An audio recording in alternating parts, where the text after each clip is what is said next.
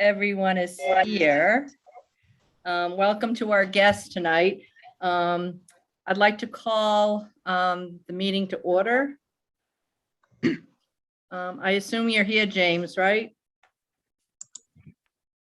I don't see him. Yeah, he's coming. Oh, there he is. All right. I'd like to call the meeting to order at 6:01. And could we have a roll call, please, Mrs. Martin? Catherine Patnode, Here. David Florio, Yeah. Donna Colunian, Here. James Pearson, Here. Craig Levis. Here. Oh, he's here. Don Cowart, Here. Harold Sands. Guess he'll be joining us later. All right. I believe if you could do the honor of reading the mission statement for Coventry Public Schools, Mr. Pearson.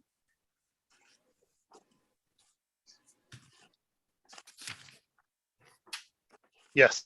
Let me 1 second to get it open. Okay. There we go.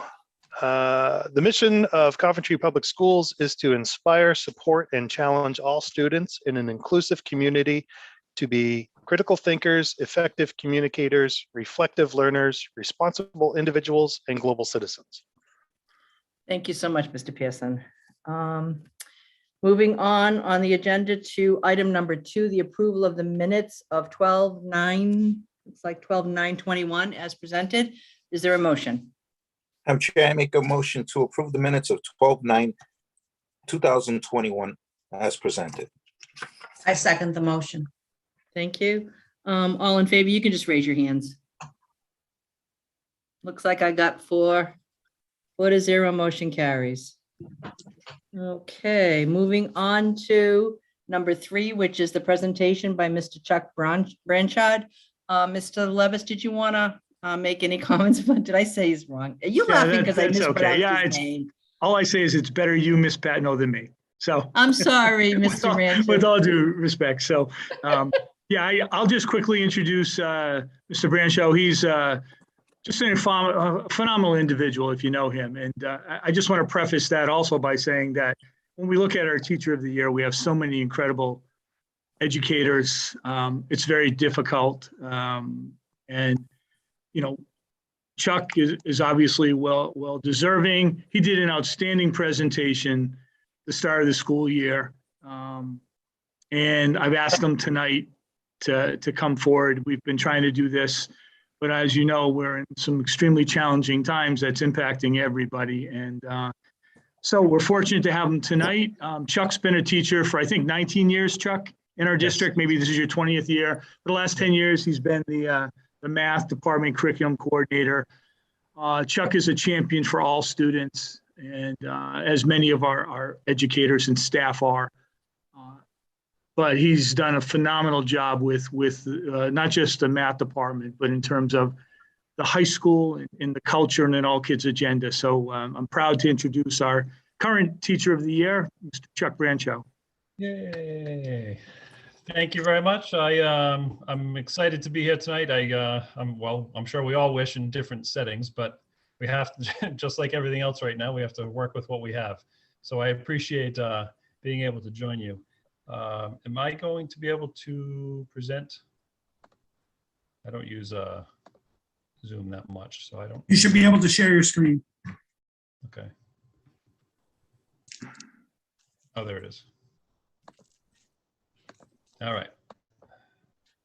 Got it. Okay, so when Craig asked me to present tonight, I took the presentation that I had from my opening day speech, and I did tweak it to kind of, most of it's still the same, but I did abbreviate it because I'm sure you have a lot to discuss. So to start, I was very humbled, very honored, because I feel like I'm representing Coventry. Like that to me was just a huge deal. And when I selected it, I had to self-reflect and think, why me? So then I thought back. So when I thought back, I thought about my beautiful bride, She's patient, she's supportive, she's always, always, always kept me grounded. Thought about my two wonderful kids. Those of you who know my kids, they're two very, very, very different kids, but they've kind of taught me how to be their champion. Then there's my father. He was a teacher, coach, carpenter. I think I've done pretty well following in his footsteps. My mother worked part-time. She was at home with us. Dad worked 2 jobs, always nurturing and caring. And then everyone has one of these teachers that does it for them. Gail Zifgak was my grade 7 computer programming teacher when we used to do BASIC and use the Apple IIe. She always, always, always showed genuine caring for me, and I really got hooked on technology with her. And then my French teacher, Mr. Gattery, he just had a passion for his kids, his patience, his caring. He loved French, but he loved his students more. I actually ended up majoring in French in college, but I didn't end up pursuing it all the way through. These 2 teachers are my role models today, and I try to be teachers like they were for me. Then we have our the now and the future. We have my math teachers, new, some old, some transferring from the middle school, but these are the people that make me look good every day. My administrators that push me all the time. I've loved growing and learning and with and for everybody. It's been quite an experience to have an impact and be impacted by all of these people. So all of these people, like that I've just mentioned, have really helped me define my goal. Every day I go in, this is kind of what my mantra that I kind of live by.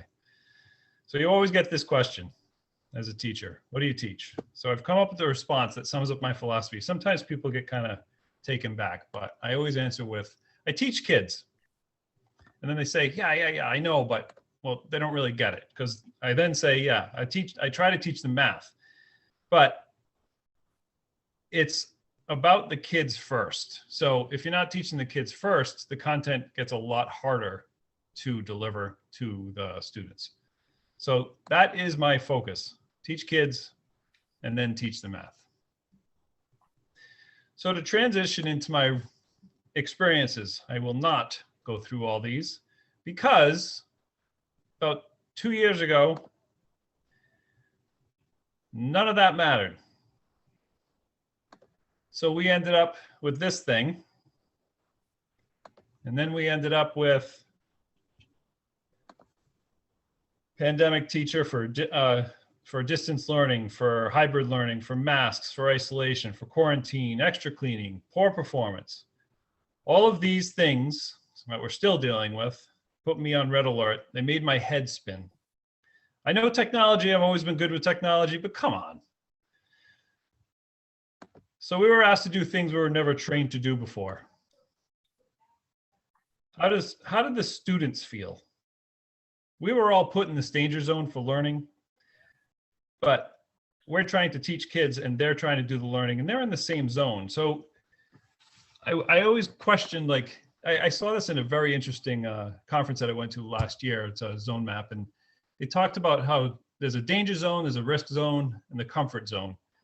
And essentially the risk zone is where we want students to be, because that's where they should feel a little uncomfortable, but it opens them up to be able to let new learning in.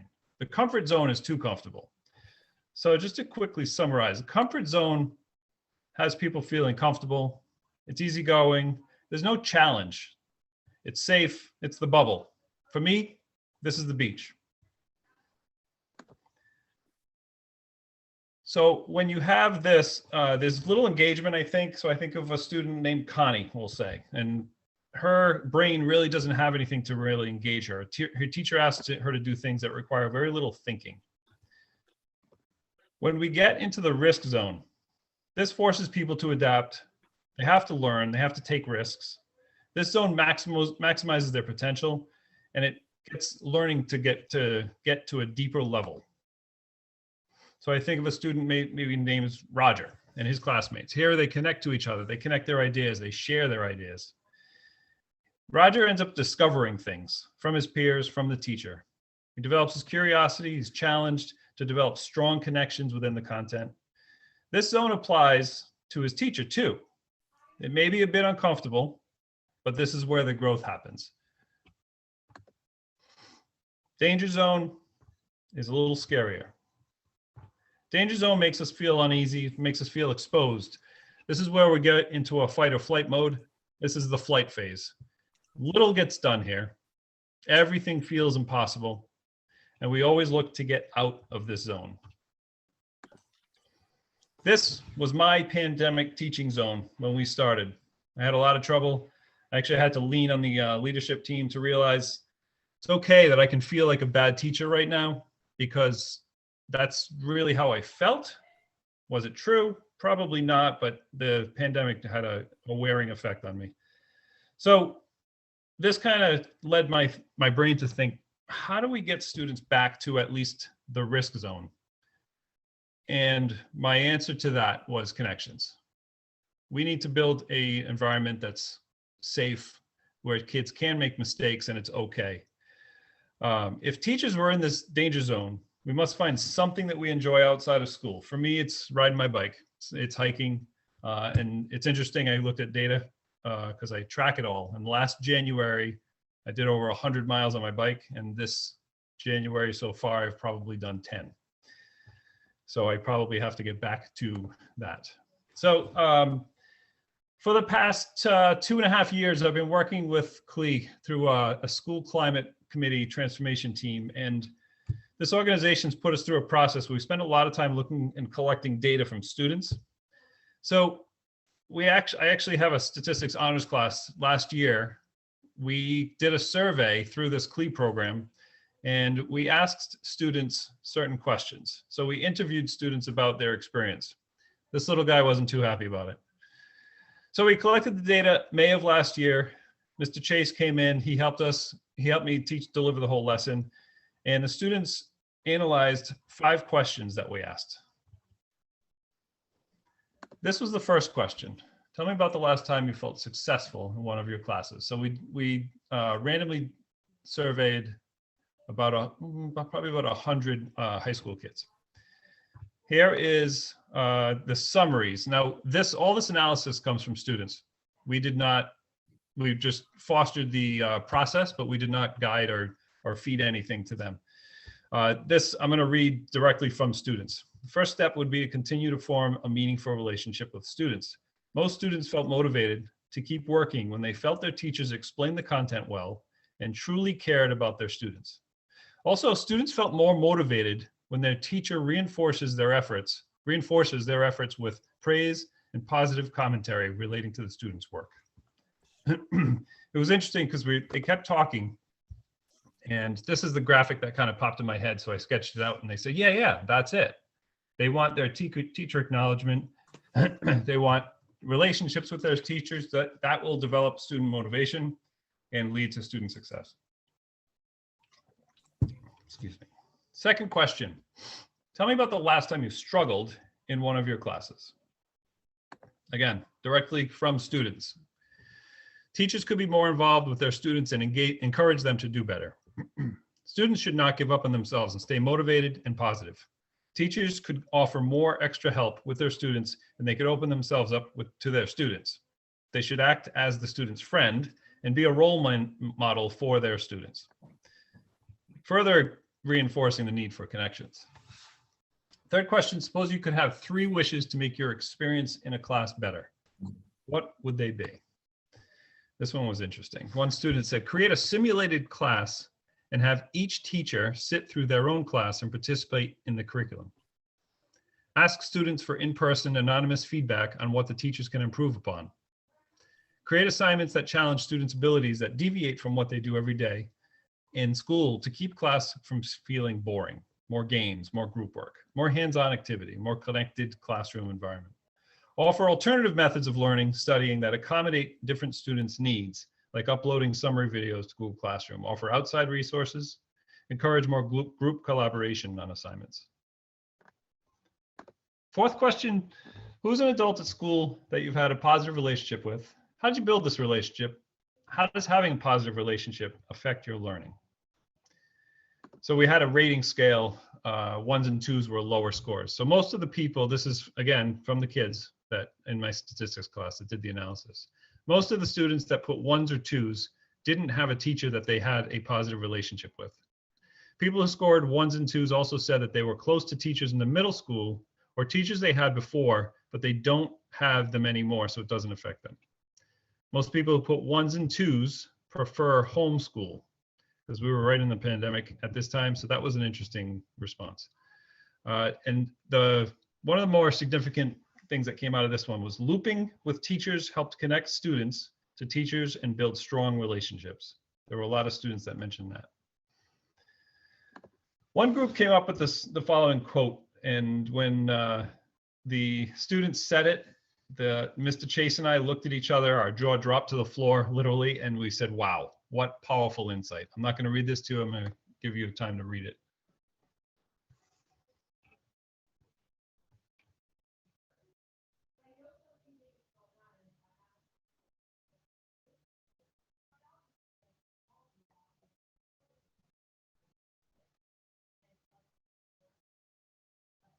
When I showed this on opening day, I got some flack after that from a few of the older teachers. I said, I'm just reporting the data. Very, very interesting. And this was just them looking at the data. So it was a very interesting point that they made. The last question, do adults at your school support you in building positive relationships with classmates? Teachers should continue letting students work with each other to create bonds inside the classroom. Sometimes students can help each other learn and show one another different strategies or a different way of looking at the topic while building relationships with students. Students should be given the opportunity to collaborate with their peers when completing certain assignments or projects in each individual content area. So when I looked at this and summed it all up, it really, really reinforced my goal about teaching kids first, because almost everything that they saw in the data was all about connections. So some of my pandemic takeaways that I've had in the past 2 years, connecting with students is now more critical than ever. And it's interesting because this slide I did not change from September. And I would say in the past 4 months, 5 months, it's been even reinforced that it's even more critical than it was in September. Again, this is same philosophy. Teacher self-care is essential for student learning. I need to do more miles on my bike. Peer-to-peer work enhances student learning and well-being. Disclaimer on that picture, that is pre-pandemic, no masks on. This statement came out of a lot of the CLE work and the student work that they did on the analysis of it. Even hashtag teacher goals agrees with me. Teaching is 25% teaching and 75% teaching kids. We have to connect with kids first. So I put this in here just to kind of share what I did on opening day. Jamie Donahue's up in the back with his arms up. This is my stats AP class from I think 3 years ago, but I had Jamie come and he presented his path. He's at Emmanuel College studying biostatistics, but it was a really, really strong presentation just to hear from students because that's what we start with. And he talked about how he struggled sometimes. He went through some really trying times in high school, and he talked about how the one thing that got him through was having connections. I coached Jamie in soccer, but it wasn't just me, it was connections with other teachers in the building also.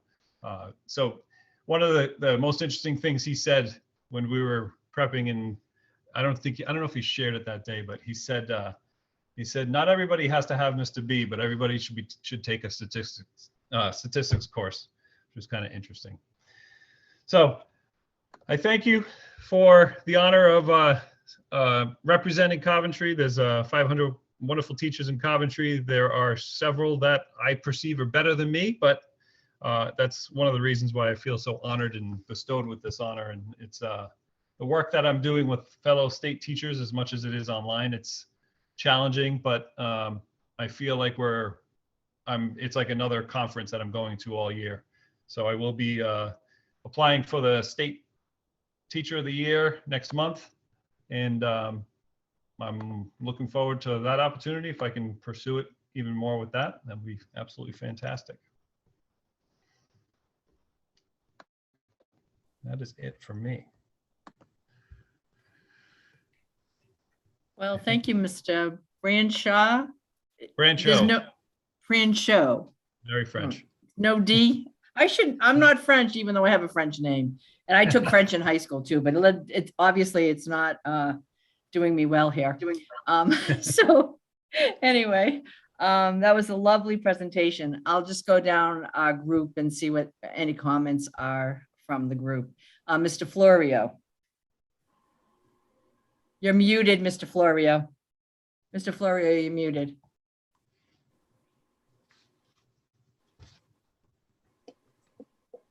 Thank you, Chuck. That was a great presentation. Awesome. Absolutely correct. Empathy and caring, that's what kids respond to. And I know that because of my teaching experience in Exeter, West Greenwich. I'm known as Mr. Dave. Hey, Mr. Dave. Hey, Dave. Hey, Mr. Dave. As you walk down the corridor, they're calling your name. And I love it. And you're absolutely correct. You have to have that connection to work with kids. And I would say most of the teachers in our system in Exeter, West Greenwich do have that connection with kids. They really try, and we do good work. And not as good as you, Chuck, but we do the best we can. And thank you. Thank you for doing what you do. Thank you very much. Thank you, Mr. Dave. No problem. Thank you, Ms. Patno. Thank you, Mr. Florio. Mrs. Colonian? Well, first and foremost, congratulations. What an honor. That's something that I think every teacher would, aspire to be Teacher of the Year. I really enjoyed your presentation. I liked the comfort zone, the zone. I really enjoyed that because I can apply that to my own job even, not even just teaching kids, but when you really look at things, my director's always telling me, you got to get uncomfortable. So I get what you're saying there. And it really was. And I totally agree with you. Kids come first. If you're just throwing information at them, they're not going to get it. You have to know how to get them to take in that information and learn. So I really, I just enjoyed your presentation. Thank you very much. And again, congratulations. Thank you. Appreciate it. Thank you, Mrs. Colonian. Mr. Pearson? I'll just echo what everyone else is saying. Thank you for the presentation. I've done some survey work in my day, so it's always interesting to see people's different approaches to surveys and how you work with the results. And other than that, congratulations and good luck with your application for State Teacher of the Year. I hope you're successful. Thank you. Thank you. And finally, my comments. Again, a wonderful presentation. I can understand why you were selected by your colleagues, and your philosophy of teaching is stellar. I don't think you could have come up with a better set of goals and reaching kids the way you do. I'm sure a lot of your colleagues are right there with you, but actually presenting the data and saying what kids are saying and feeling is very powerful. And it should be powerful to all the teachers that, know you and understand your philosophy. So we're very lucky that you're here, and that we're proud that you were selected. Obviously, I'm sure your family is as well, and your colleagues were very thankful that you were picked. And again, like Mr. Pearson, good luck on the state application. I think you're a pretty strong candidate. We might be a little biased, but I don't think so. So we're going to wish you all kinds of luck, and we could maybe have another state winner that goes to Washington, like our own Mrs. Lima. So good luck. I don't know if any of the panelists want to say anything, and then I'll put it out to the attendees. Does anyone want to comment before I do that? We tell Chuck how important he is every day, so. Oh, good. I figured you did. I see we have 14 attendees. I don't see any hands up, but please put your hand up if you'd like to make any comments about the presentation. Oh, we have a comment from Mrs. Marola. So please feel free to talk. Unmute myself. Okay. I just want to say congratulations. It's a wonderful honor, and I wish you luck with the Nationals. Thank you very much. Appreciate it. Congratulations. Thanks. All right. I don't see any other hands, Mr. Murphy. Is that true? That's correct. There's no hands. All right. Well, I guess we'll just have to applaud. If you're in person, we'd all applaud, obviously. So we're all giving you a round of applause. I mean, who would have thought we'd be back here Zooming, you know? But Yeah. that's the way things work sometimes. So thank you so much for attending our meeting. And if you want to sign off, that's perfectly fine. I'm sure you have a bunch of stuff to do. We really, really appreciate you coming and presenting that really wonderful, inspiring presentation. So All right, thank you thank you. again and congratulations. I appreciate it. Thank you all. Thank you.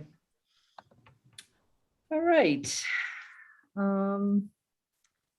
Guess we can move on to number 4, which are the introductions of our new administrative team members. Mr. Sure. Levis, did you want to start Yes, that? yes, and I also just want to state, I know it's been a while since we've been at Zoom, but we were known to have some lengthy Zoom meetings. So I promise, for what it's worth, I promise people to do my part to try to move these forward. I understand people have young children, and even though we're in the comfort, or some people in the comfort of their home. So for what it's worth, I will do my part. So I wanted to have an opportunity. I know through my updates, and we've sent out emails to the district, and we've notified parents, especially at Tioga.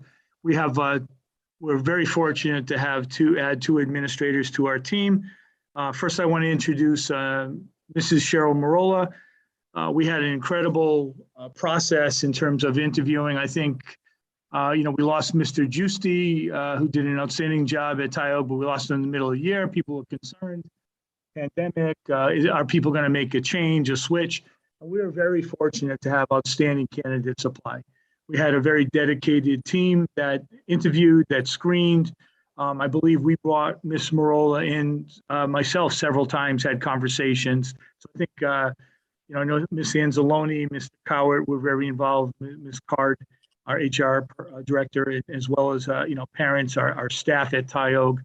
So Ms. Marola, just quickly, and I'll let her tell you more about herself.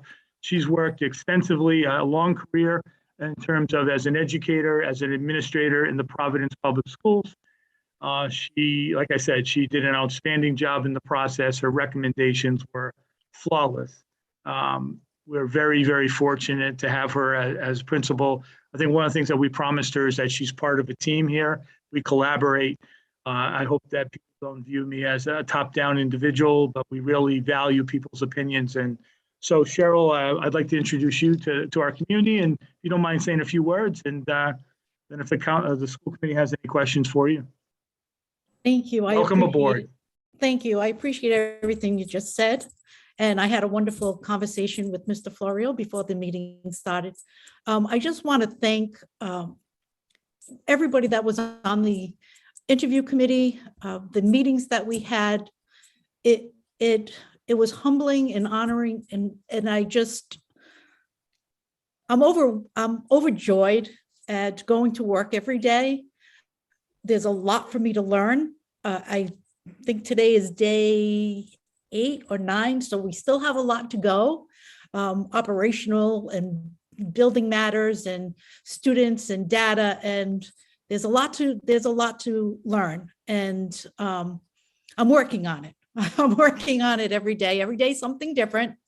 But most importantly, I feel a sense of community in the school.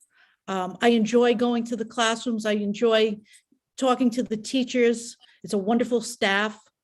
And today spent a lot of time with special ed meetings and the way everything was done and the way everybody collaborates. And that was one of my big reasons to choose Tile, because of the in way that everybody collaborates and everybody works together as a team. So thank you very much. I appreciate all of you. And Mr. Florio, thumbs up for you.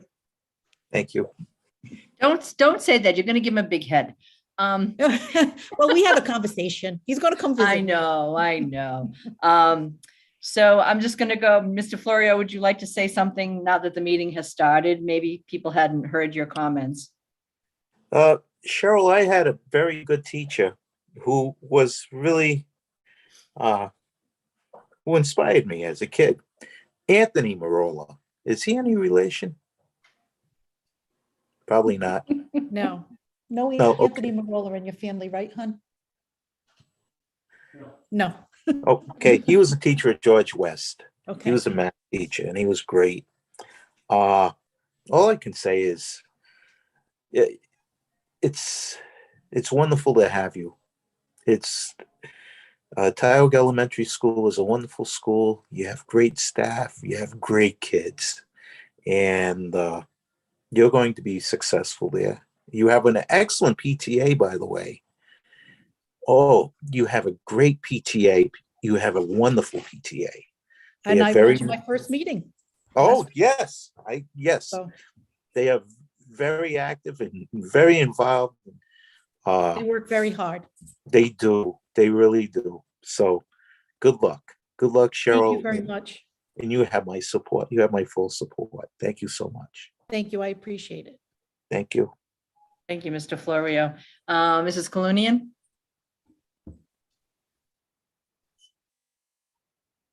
And get that thing unmuted. Welcome to Coventry. Thank you. We're really happy to have you. You're gonna love Coventry. Coventry is it's a great place to work.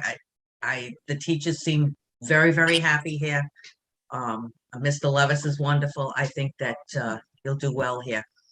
And I heard some of your comments there, and I think we're top notch here. So Mhm. welcome. Thank you. I appreciate it. Thank you, Mrs. Colunian. And finally, Mr. Pearson? Just keep it simple. Welcome aboard. Welcome to Coventry, and look forward to working with you. Thank you. Looking forward to meeting you as well. Yeah, hopefully we'll meet in person soon. We'll see how we get back to, if we get back to in-person meetings in February. But again, welcome. It's a pleasure to meet you. And I'll put quotes around, see you. But I know that you'll love your school and this community. This community of schools, I think, is really top notch in the sense that I think every single elementary, middle, and high school, the collaboration that goes on across the district is phenomenal. And we're small enough, I think, that you can really get to know everyone in a fairly quick time. And I think you'll appreciate everyone that you meet. And from your resume and from what Mr. Levis said, I doubt that you'll have any problems collaborating or being very well welcomed by your colleagues here in town. And I'm sure you love kids too, so you wouldn't be in this work. So good luck. I know it's like you're just starting, so the best of luck. And hopefully we'll hear from you soon at some point again. And you can let us know how you're doing. All right. Yeah, so welcome good. aboard. Thank you very much. Oh, Thank you. I you're entirely appreciate it. welcome. I'm so glad you're here. So are there any attendees that would like to ask any questions of our new principal from Tioga School or make any comments? Doesn't look like there are any hands up. There are no hands. There are none. I'm sorry. I heard something. There are no hands up. All right, thank you, Mr. Murphy. All right, then I guess you're off the hot seat. And either you can sign off, or, you can hang around if you want, shut your video off and get more comfortable or whatever. But thank you so much for coming. Oh, we have one attendee with a hand up. I think they may have hit it by accident. They just. Oh, darn. Okay. All right. Well, thank you so much for coming and being here and being welcomed. All right, Mr. Levis, our next one up. All right, so I'm also honored to introduce Mr. Russell Hill. Again, I think despite the challenging times that we found that when we've gone out to interview and posted positions, that people have always said that, our educators, our support staff, our administrative team, people look forward, we have a positive reputation out there, despite the challenges, we obviously have faced as a school community, as a community. So I think, again, it's a testament to the caliber of candidates we receive. I want to introduce Mr. Russell Hill. Russell and I actually had worked together, just in full disclosure, back in Smithfield and I think you left, was it 2013, Russ? 13 it was, yes. So Mr. Hill, I had met him. He was working in facilities in Smithfield, was the right-hand man of our director at the time, Mr. John Burker, who is now the director in Foster Gloucester, Poneganthet. Mr. Hill went for an assistant director position down in South Kingston. Shortly after he was there, he became the director. I think he was the director there for, was it 7 years? Going on 8 years? Well, just about 8. About 8 years. He's a very hands-on director. He understands the systems, the mechanical systems, HVAC, the electrical, plumbing. He's, jumped into the situation tonight. Yesterday, he and I went through, he's been on again, like Miss Marola, about, this is day 8, I believe. On his own, he took time to go around, check all the buildings out before he took the job. That's a lot of good questions, as did Mrs. Marola. We're looking forward to him to put his fingerprints. He has big shoes to fill. We will bring Mr. Martin back to the school committee so we can say our goodbyes to him. But I'm proud to introduce Mr. Hill. He seems to, again, the same thing. I want to thank the interview committee. We had people from facilities, custodians. We had, a good representation on the committee, and he did an outstanding job, has outstanding references. And again, I'm very fortunate to introduce you to Mr. Russell Hill, our Director of Facilities and Transportation. So Russ, I don't know if you want to say a few words, and then people can ask any questions they want or make comments. Absolutely, and thank you for those kind words. And I just want to thank everybody down there. I never felt so welcomed any place that I've walked into, in the staff, in the faculty. It just, anything I needed or anything anybody's willing to help. And I even want to thank the past director, Mr. Martin. He left it so I could walk right in here, and it was nice. It's really nice. And I just want to let you know, you have a lot of talent down here. The maintenance men, outstanding. And like I said, I've only been here about 8 days, but seeing the place, and we're going to hit the ground running, and hope for no snow. But we do have 2 new trucks, and we put them out at that first storm, and they pushed well. The guys have boosted their morale. We got some good equipment. And once again, I just want to thank everybody down there. It was very easy to move into this position. And like I said, I felt very welcome. So it made it easy. Thank you again for everything. Thank you, Mr. Hill. That's nice to hear. I'll start with Mr. Florio. Any comments? Sure. Hey, Russ, how are you? Good. Yourself, David? Good. Russ, your office is at the old Oak Haven Elementary School, correct? Yes, it is. I'm 4 houses down. You need anything, you call me. Well, come on over. I would love to sit and talk with you. It'd be great. Oh, I'll bring coffee. I'll bring coffee for you and even Mr. Murphy. Okay. Oh, it's good to meet you. It's nice that you're going to have a good experience here, as did Mr. Martin. You're going to fit right in. No problem whatsoever. I feel the same way. Everybody is so nice. Yeah, it is. It's a nice system. It really is. All right, Mr. Hill, I'll let you go. Yep, I'll thanks talk to you again. later, Russ. Yep. Okay. Bye-bye. Thank you. Thank you, Mr. Florio. Mrs. Colonian. Mr. Hill, welcome to Coventry. Oh, thank you. And, you seem to have quite a resume, so I look forward to working with you. And it's nice to meet you. We're gonna do the best we can and we're gonna keep going forward. I have no doubt. Absolutely. Thanks. Thank you. Mr. Pearson. Same comments as before. Welcome aboard. Look forward to working with you. And if Mr. Florio shows up with his tool belt, don't let him touch anything. Don't- He's right. I'm just kidding. I think I can't top that, Mr. Pearson. Welcome, Mr. Hill. Glad to have you on board. You do have big shoes to fill, but I know you're up for the task. The only major problem you'll ever have, I'm sure, is just the lack of some resources. It's kind of, unfortunately, and I'm sure you've seen this in other towns too. You have to kind of scrape the bottom sometimes to make things work. And so some of the systems are pretty old that we have. And hopefully we will get capital to fix some of this, but you've got a challenge ahead of yourself. But I think the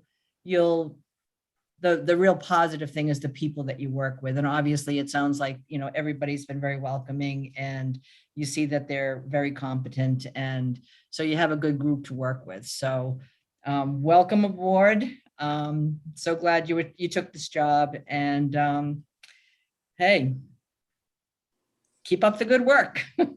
Well, thank you so much. Those very kind words. Oh, you're welcome. Hey, is there any attendee out there that would like to ask Mr. Hill any questions or have any comments? We don't have any hands. All righty. All right, then I guess you're off the hot seat too. So if both you and Mrs. Marola would like to, kind of just maybe watch live stream and get off, that's fine with us. You're more than welcome to stay if you'd like, but I'm sure you're both busy and got other things to do rather than sit through our meeting. But if you're interested in the topics that we're going to bring forward, please stay forward. Please stay attuned, I mean. Okay, so I guess we can move on to the F23 budget process update. Mr. Levis, I think you can start this and Yeah, and if you have questions, I think Mr. Sands, it's very brief. then. We have met with the directors, had a meeting on January 7th. So that's the first go around looking at their needs. There's a meeting actually beginning tomorrow. We have our directors and Mr. Sands meeting with all the principals. A couple of them will be scheduled early next week. We're also put in staffing requests. We had a meeting today with our directors to reiterate justification for staffing. And just so you know, when we look at staffing, we don't just build off of what we've had the previous year. We had some tough conversations about additions. We put in staffing for custodial staff, additional nursing, but there are other positions we put in. We're having some conversations around that. In the elementary school, staffing's based on, the number of classrooms that we need per grade level. Also looking at types of interventionists, reading specialists. At the secondary, middle school, it's a little more challenging. We offer different courses and opportunities for students. And at the high school, it's really about, we're a comprehensive high school offering all the different course selections that we need. But we look at all the needs, grade level and building by building. So our goal is to have our first building budget workshop at our next school committee meeting. And, start the meeting at 6, but the first part will be a budget workshop. We'll have, bring to you what we have. We've talked about bringing the maintenance part into the budget and have some open, honest conversations about what our needs are, where we're at. And that'll be our first, real presentation to the school committee, other than what we did, based on what we know when we did on, I believe it was December 20th with the town council. So I don't know, Mr. Sands, if you have anything you want to add, or if the committee has, or the public has questions. So this is where we're at right now. And we will putting together budget documents. We have a lot of work to do between now and the 27th of January. Yeah. And we'll post everything online too, even the draft. We'll make sure that we have our budget information up online for the public to view. So as we're going through it with you, they have access to that also. Right. Mr. Sands, did you have any comments? No, I think Mr. Levis has touched on everything. The principals do go through stringent. They go through numerous reports that they have to actually go through, and a lot of the administrators or department heads are always talking to them. So it is a very thorough process. And if you would like to know what reports, I'll be glad to tell you what they are. Thank you. If any school committee members have a question for either Mr. Levis or Mr. Sands, you can just raise your hand. I don't see any of us. It looks like there's one attendee that might have a question. Mr. Murphy, is that true? Yes, let me bring them in. Okay, thank you. Okay, Owen, you're up. If you could just state your name and address for the record and on your microphone. You have to unmute, Owen.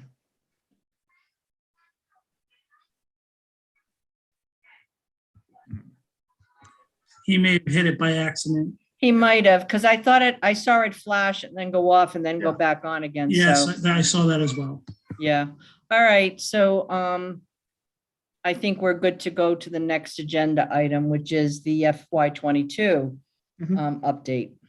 So, Mr. Levis, did you want to Yeah, start? I'll just that? start, and then obviously Mr. Sands. So you have the budget report, the budget to actuals for where we're at in terms of our expenditures. And you also have Mr. Sands' report, which a lot of it just reiterates what we had spoken about.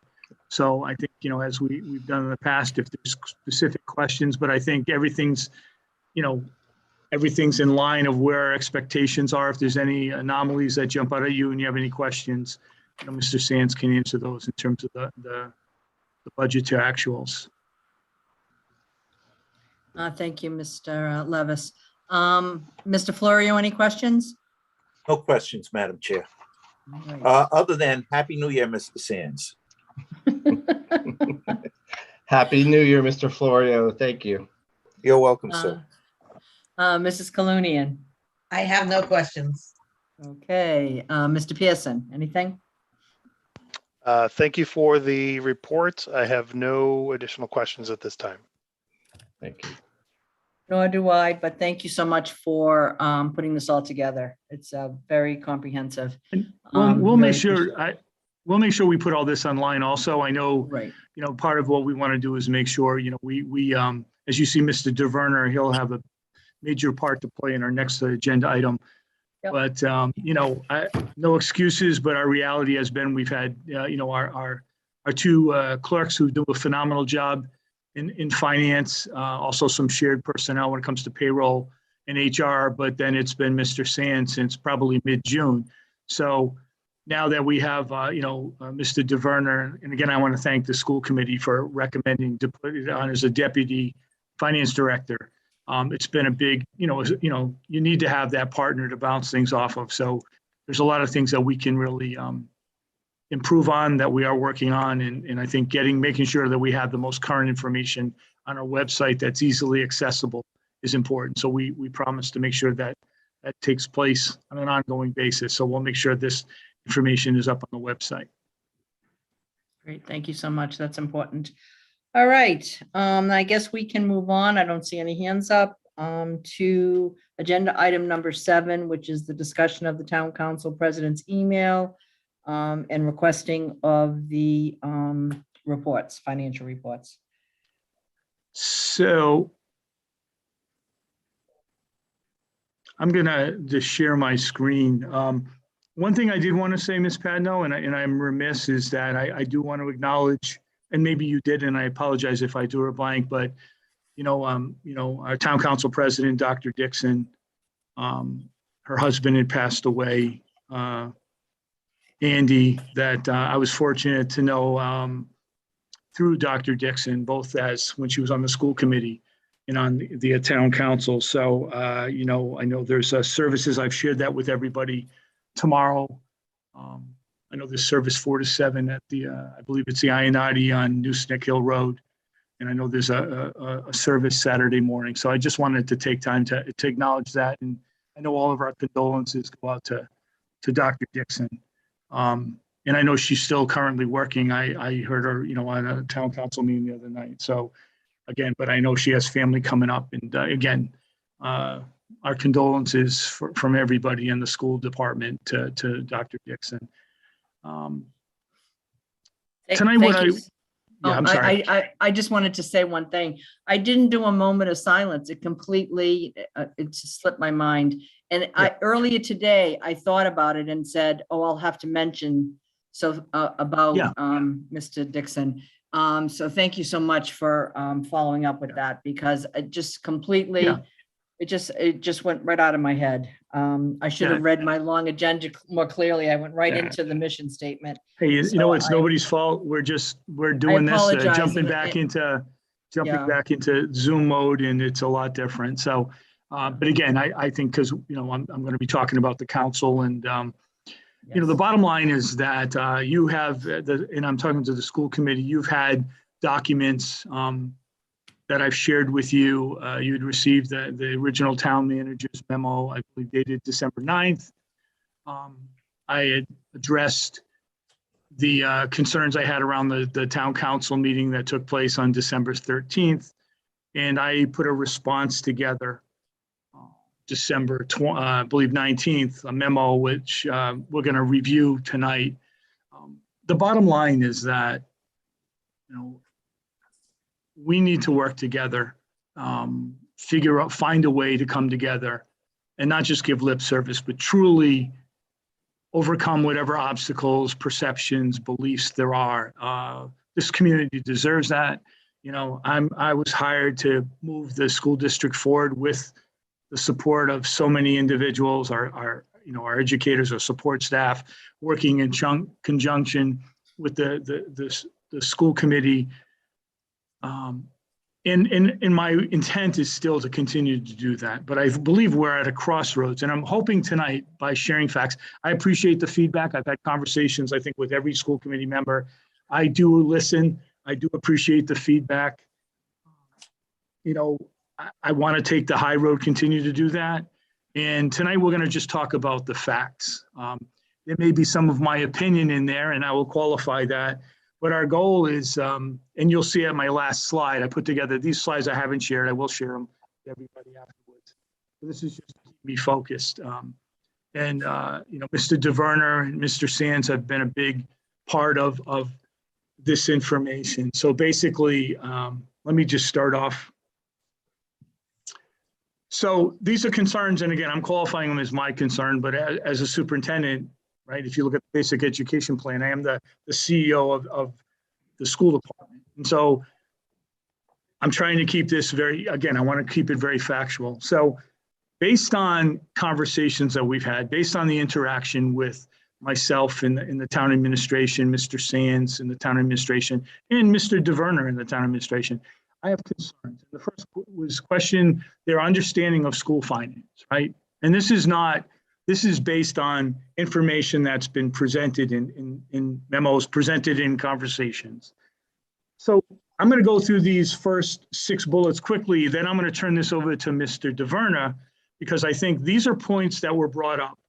And I'm not going word for word with the memo, but these were points that were brought up through the town manager's memo, which led to, I believe, a conversation that took place publicly that wasn't a responsible conversation, because and I'll talk about that a little bit later on December 13th.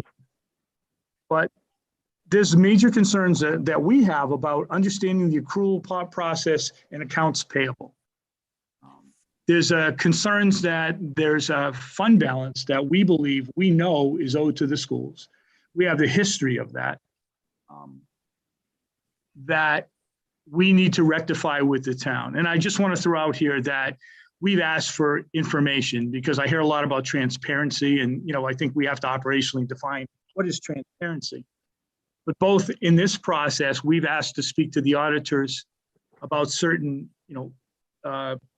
information pertaining to the audit, pertaining to this item. And we were told by the auditors that the town had indicated we cannot receive that information from them. So we reached out to the town. The town said we haven't received that. I want to let the committee know and the public know, Mr. Anderson had put in an APRA request to Mr. Gorham, and that request needed to be responded to by yesterday. That was the timeline.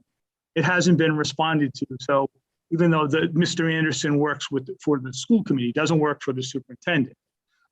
I've asked Mr. Anderson, and I'm sure he'll convey this to the school committee, to follow up, because if we don't get the request, we have the right to go to the Attorney General's office.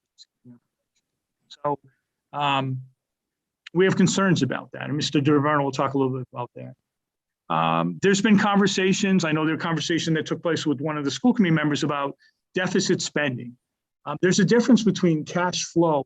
We've said that we have cash flow issues.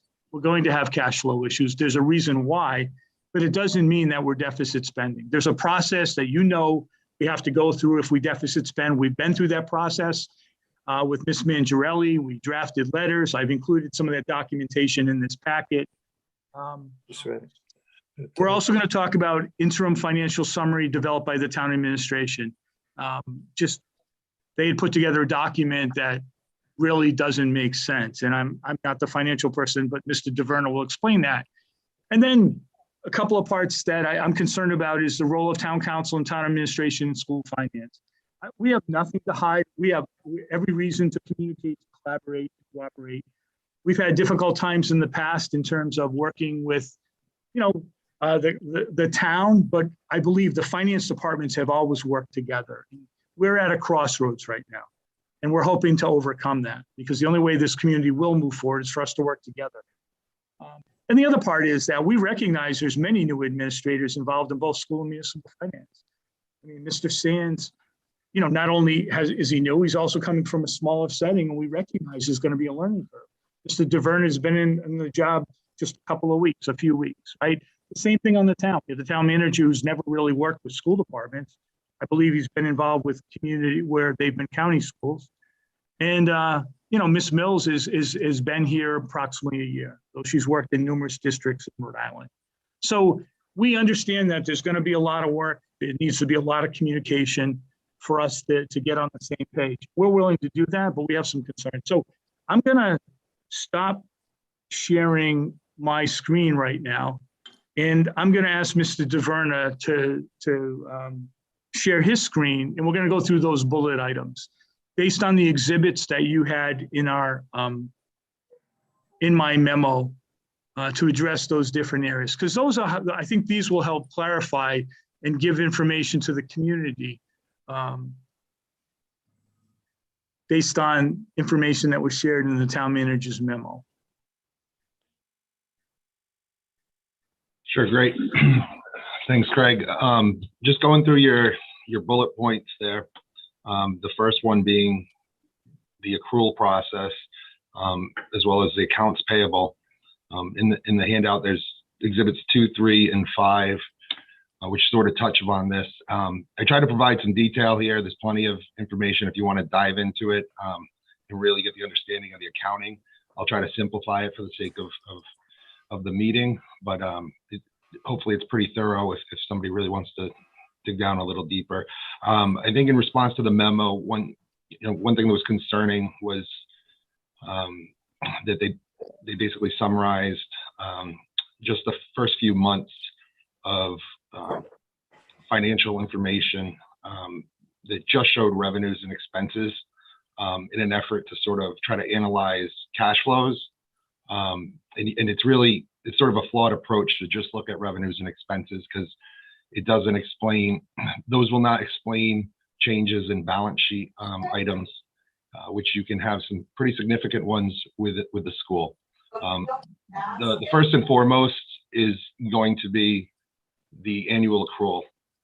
There's a large accrual every year that is part of the preparation for the annual financial reports, right, which have a 6/30 fiscal year end.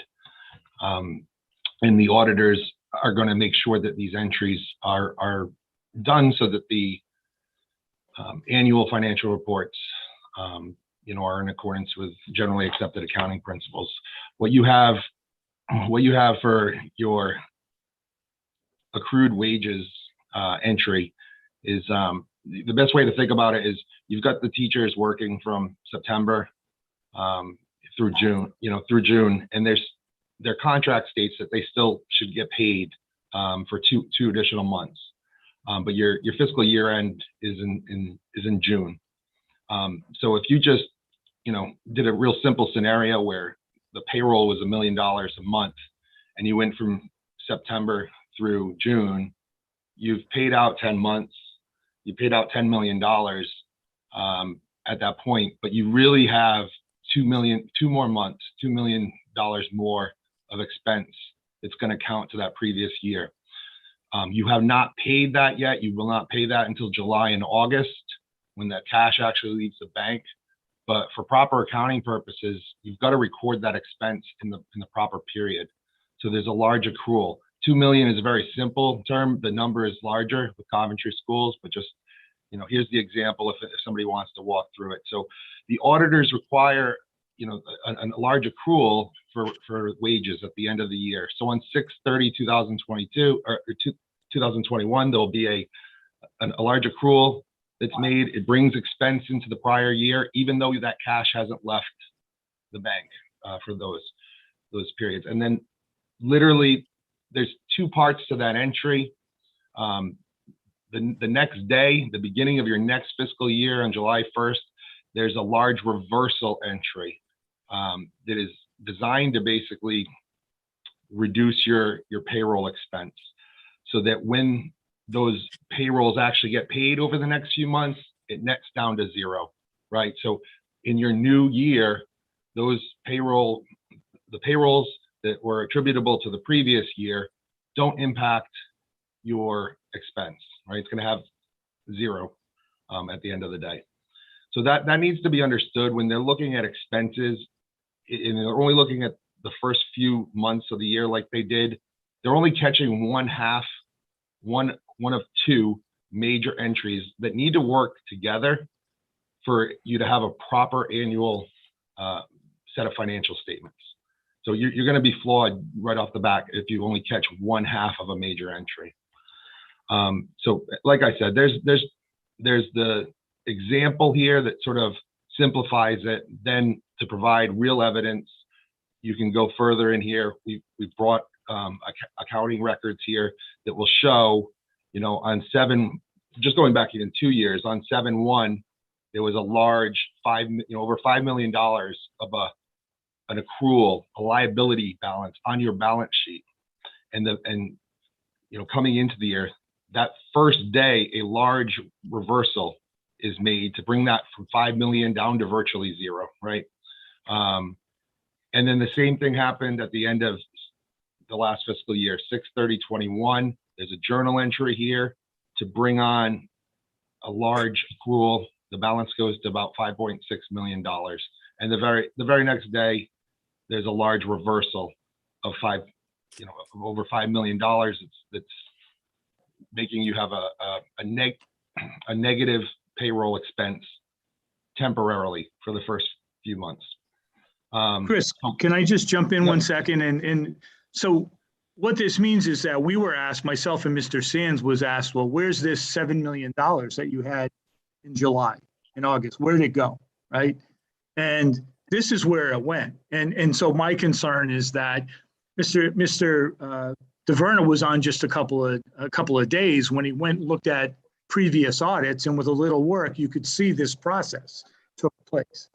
And so that conversation led to, I believe, led to making some inferences that, what have we done with this money when it's, an accountant or a CPA should understand this process. And so I just want to be clear, Chris has given all the details, Mr. DeVerna's given the details, but the question is, where's this money gone?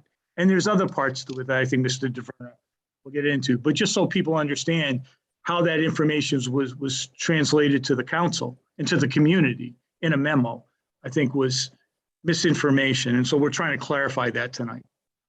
Thank you. Yeah, and it basically provides an explanation on how your cash can be affected by things that you won't see if you just look at revenues and expenses.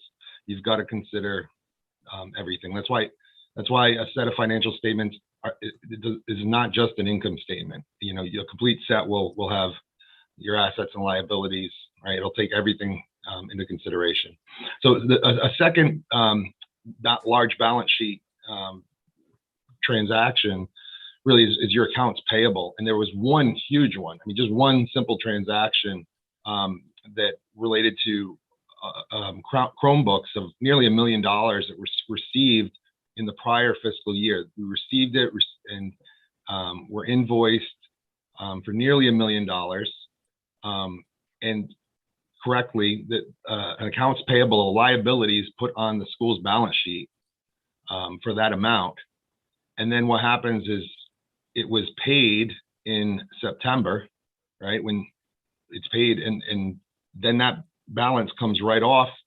So essentially your cash is going out in September, but you're not going to see the expense in the current fiscal year. It was expensed in the previous period. So when they're looking at revenue and expenses for the first few months, you're not going to see $1 million expense for the Chromebooks because it was in the previous year.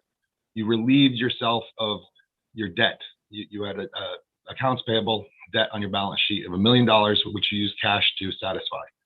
So that's how that works. And then together, I think I want to just summarize it. I'm skipping through some of the addendums or the exhibits. In Exhibit 5, at the bottom of the page here, I basically just try to talk about when you're not considering the changes of the balance sheet accounts, it's a flawed way to look at, to try to analyze cash. You're looking at an income statement approach, and usually financial statements, they have both the income statement, they have a balance sheet, and then they have a statement of cash flows. The statement of cash flows is going to start with your net effect of an income statement, and then take into consideration changes in balance sheet accounts. So in a simple scenario, if the school had a balance sheet at the beginning of the year where they had their only asset was $10 million, and their liabilities was, say, accounts payable of $4 million and accrued payroll of $6 million due to the teachers over the summer, that's your balance sheet. And the only transactions in the first few months of the year were to pay that accrued payroll of $6 million and to pay a $1 million invoice for Chromebooks. You've used $7 million of cash to relieve debt that was on your balance sheet. If you only look at the revenue and expenses with those simple transactions, you'd have zero revenue and zero expenses.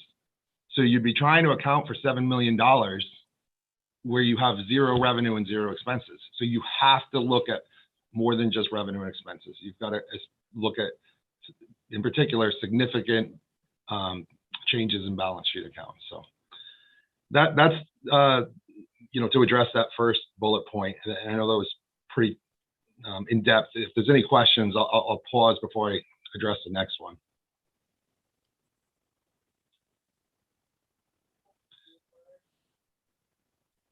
And if anybody's hands goes up after, I'm happy to go back to it. But I'll move to the next one. The next one is the due to and due from balance. Just speaking about the due to and due from balance, Exhibits 4, Exhibits 5 really address this. And this was in the memo. So what I did is on the second page of the town manager memo, I highlighted some words that spoke about the fund balance, and made some statements about the fund balance being something that must be segregated on the school's fund balance must be reflected on the school's balance sheet, not the town's, and that explaining that the fund balance is a cumulative of revenue minus expenses, and that's right. But it really, another way to say it's cumulative of revenue minus expenses is the way that the Governmental Accounting Standards Board describes it. It's your cumulative revenue and expenses really rolls up to the difference in your assets and liabilities. Because your revenue and expenses every year get closed out, and the difference is going to be found on your balance sheet. So right up here at the top, there's a source, but if you go there, they're describing it as most simply fund balance is the difference between your assets and liabilities. And this is where we had a problem with it, because they're talking about looking to the, not seeing the school's fund balance on the town's balance sheet, saying that it would be on the school's balance sheet, and that government accounting requires it to be segregated, and that they're expressing concerns that the school had a prior year fund balance and asking where did the cash go relating to this fund balance. So I'm going to stop right there and just say fund balance is not synonymous with cash, right? The definition is excess is the difference between your assets and liabilities, right? There are other assets besides cash. And so you can have more assets than liabilities, right? And have a fund balance, but it not be represented by cash. So if you just go to the audited financial statements, where you have two columns here, on the left-hand side, you're going to have the town's general fund, and next to it, you have highlighted the school's unrestricted fund. You see the total assets of 7.9 million. You see the total liabilities of 5.7 million. And you're going to see that the excess assets over liabilities is the total fund balance of 2.2 million here. Okay. But 2.2 million, unlike what the memo is alleging, where is that cash? You just scrolling up, you can see that the school does not have cash that equates to this fund balance. The cash is less than $1 million, but your fund balance is 2.2 million here. There is only one asset on the school's balance sheet that is large enough to account for the fund balance, and that is this right here, the due from other funds. And I'm just going to skip through because I highlighted it separately here. Same balance sheet. Now I have some other things highlighted. The $6.3 million is enough to account for the fund balance, and it's due from other funds. This balance relates to another fund owing the school money, and the only one that has a due to other funds large enough is the town. So you have a town due to other funds and a school due from other funds. These are related. So the key thing to note here is that if you're talking about cash, the only one that really has enough cash is the town in the general fund. These balances all relate because of the way that the town had custody of the school's cash, and they offset the fact that they owe some of this to the school by having a liability down here. And this balance is not just on the most recent audited financials. You can go back and follow the history. It's all posted on the Coventry Town website, and you can go to the balance sheet and you're going to see a history of the due to and due from, and that there's been a historical amount due from the town to other funds like the school. So that's a way to describe it. What Craig had mentioned before, it's pretty simple to do. Every year there's been a reconciliation between the town and the school, and there's new administration involved. I mean, just look over my shoulder. I inherited several large fund binders of reconciliations that are done on an annual basis. And this was done between the town and the school, and then audited, subjected to audit procedures. And just like a bank reconciliation, right? Audit procedures are going to look at these. They're going to make sure that these related party balances agree. So they've been subjected to audits, and these balances are in the audited financials. The balances themselves are more than one account, right? There's numerous accounts, and you can get very easily from the audit firms the actual account balances that make those up. So we requested that. We have it from the previous one. The new auditors came in, and we've got the school's account grouping detail. But we were not allowed to have the corresponding town detail, which would show that these match up. Did I see a I have a hand? question. Yeah. I'm sorry. You Sure. said if I raise my hand. Yep.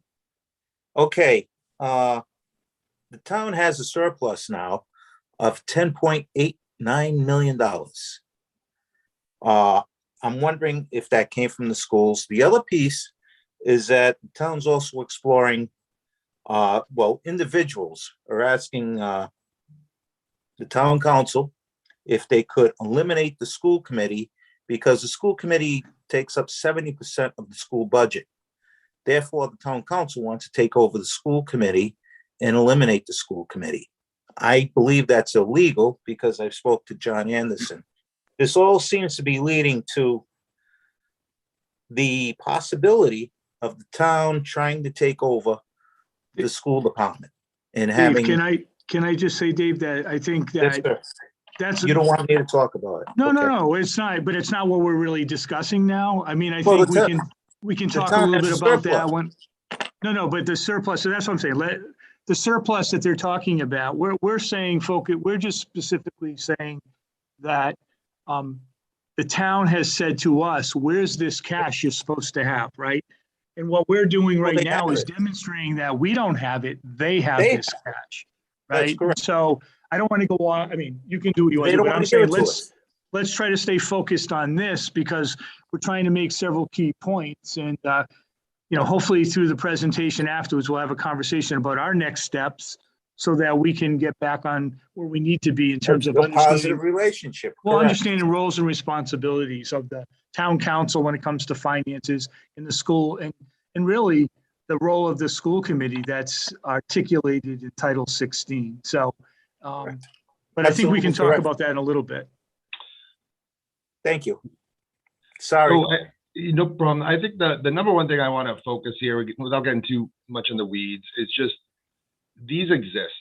For anybody with an accounting background like myself, you can go here. Just these are posted on the website. So to say that they don't exist or to question the existence, they exist. Any of these balances on the financial statements, most of the time they consist of multiple different account balances. So I'm not saying that the 6.3 here is all, just due from the town here. But if you just wanted to drill down on this, it's so easy to ask the auditors for their detail, and that's what we did. So this 6.375 million in the due from other funds, we asked the auditors. They provided all the accounts that make it up, and we've highlighted here.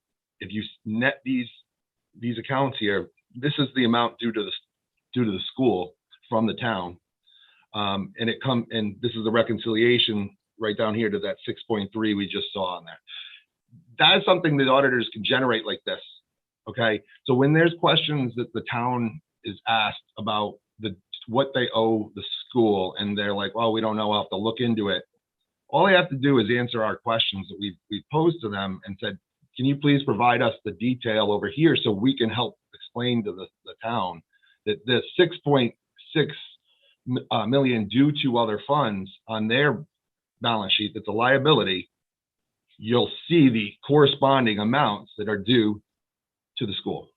But those requests, from earlier in December, it didn't go anywhere.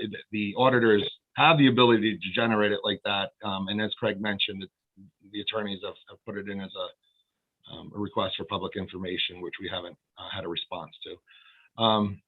And I think that's really, how I'd explain the due to and due from. It is really simple. The auditors I think it's going to involve the auditors and the town and the school getting together, as they did for many years, doing the reconciliations and agreeing on it to really understand that, the nature of these balances, and even more so the fact that the current audit, this is something that can delay the current audit.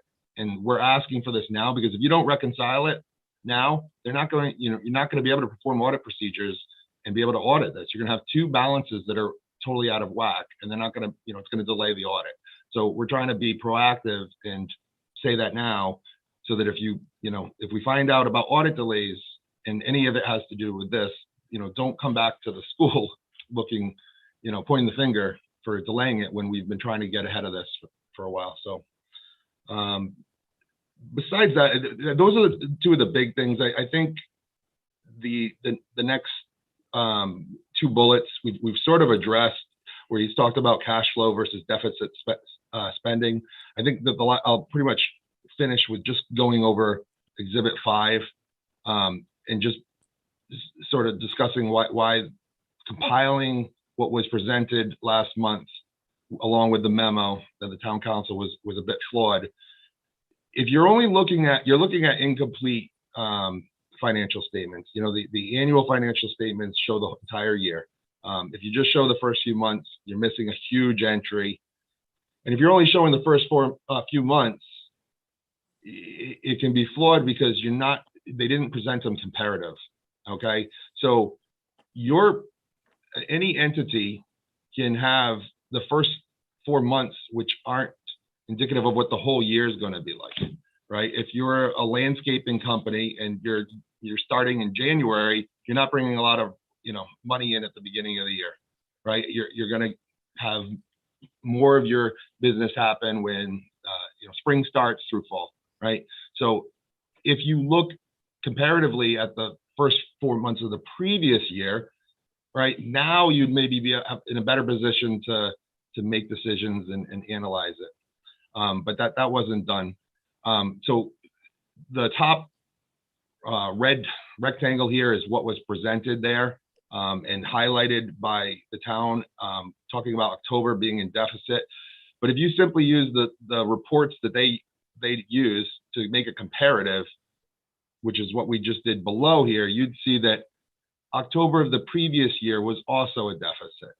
And if you talk to Ms. Mangiarelli and anybody that's got more historical experience here, October is just the nature of the school. It's a month of that's tough for cash flow. You spend a lot of money early in the year, and then you're waiting to be reimbursed and receive everything.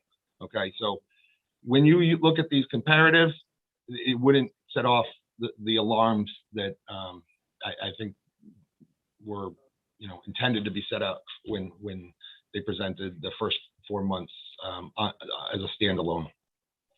And then finally, just looking at revenue and expenses, as we mentioned before, isn't going to tell the whole story, because you could miss, in the school's case, nearly $7 million of accrued wages and Chromebooks that we had to use cash to satisfy, but you will not find in the revenues and expenses.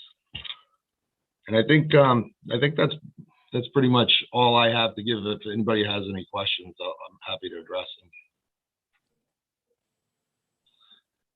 There's plenty of more details in the actual exhibits if you really want to, geek out to some accounting stuff. I'm happy to answer it at any point in the future as well. But thank you so much for all of the reporting that we were presented with, because it really spells it out pretty clearly and plainly. Mr. Florio, do you have any further questions or comments?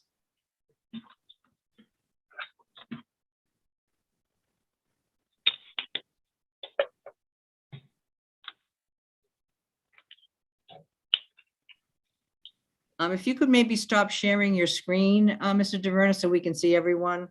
certainly. I don't know. All There we go. right. So, Mr. Florio, did you have any questions? Okay. Here I am. Madam Chair, I expressed my concerns, but obviously nobody wants to listen to it.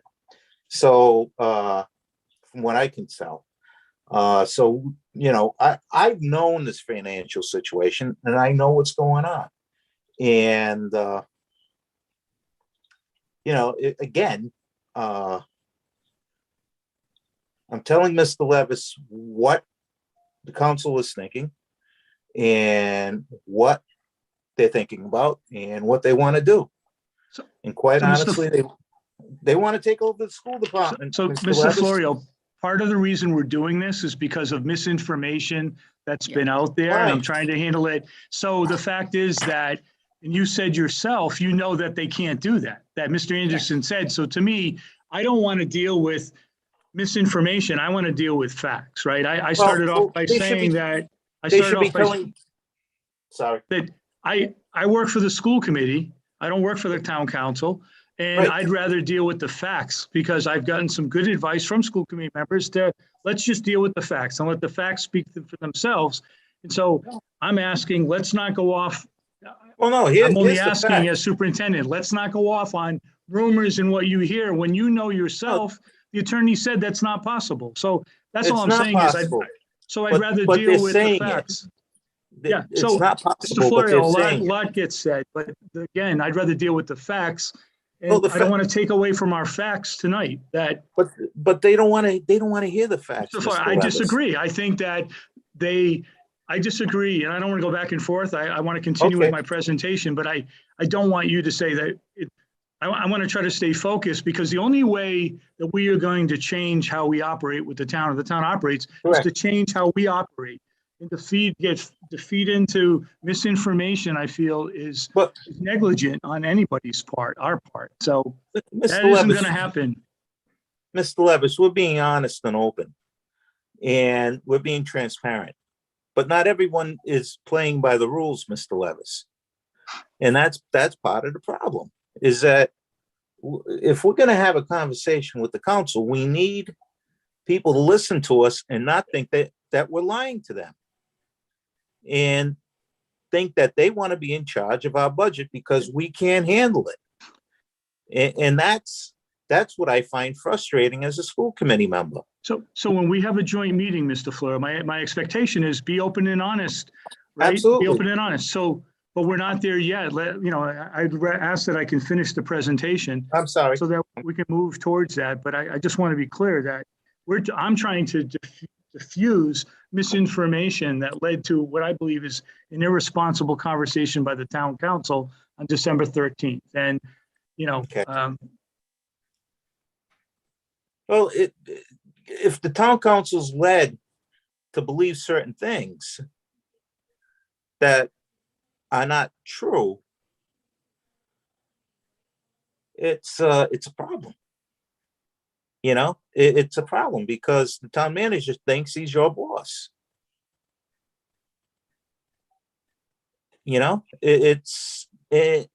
And quite honestly, what we put forward, they don't believe. Mr. Fleur, think- can I continue with my presentation, please? Yes, sir. Mr. Levis, could we just go Sure. around for the rest of the committee? Mrs. Clooney, did you have anything so far from the presentation? I don't have any questions at this time. All right, Thank thank you. you. Mr. Pearson? No, I have questions, but I'll wait till the end Okay, after the presentation is finished. So far, so good. I enjoyed the explanation of the accounting practices. I think I agree that it was very clear. yeah, I couldn't agree more. Mr. Levis, if you'd like to continue.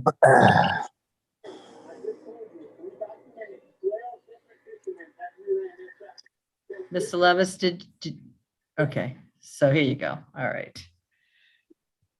All right. All right, sorry about that. So again, I want to thank Mr. DeVerner, and just to reiterate, we're trying to, these are facts. I don't think these are, I believe that there's a disputable, and I want to talk, and this does feed into something that Mr. Florio did talk about, but I think that in Exhibit 6, you saw an email from Mr. Clough that was shared, Attorney Clough, who works with Mr. Anderson, was shared with the town manager. It's also been shared with the town council. It's been shared with obviously the school committee. I think that's something that we need the attorneys to help drive is what is the role and responsibility. So I know who I work for. I know the role and responsibility of the school committee. I'm not intimidated or swayed by what other people may think. However, for us to move forward, we need to come to some reconciliation of the roles and responsibility of that.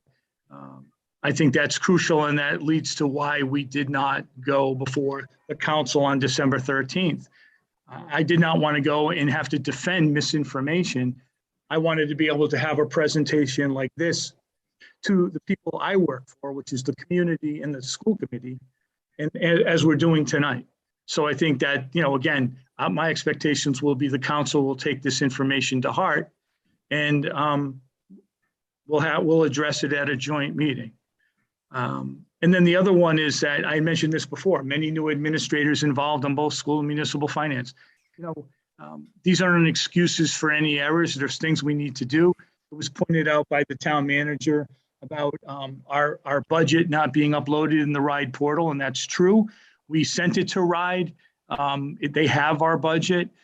They're waiting for us to do some corrections on UCOA that will be done in the next week or so. For whatever reason, they're not going to put it up on the portal till that's done. But we understand that, that was something that we thought was done already. And I appreciate that being pointed out.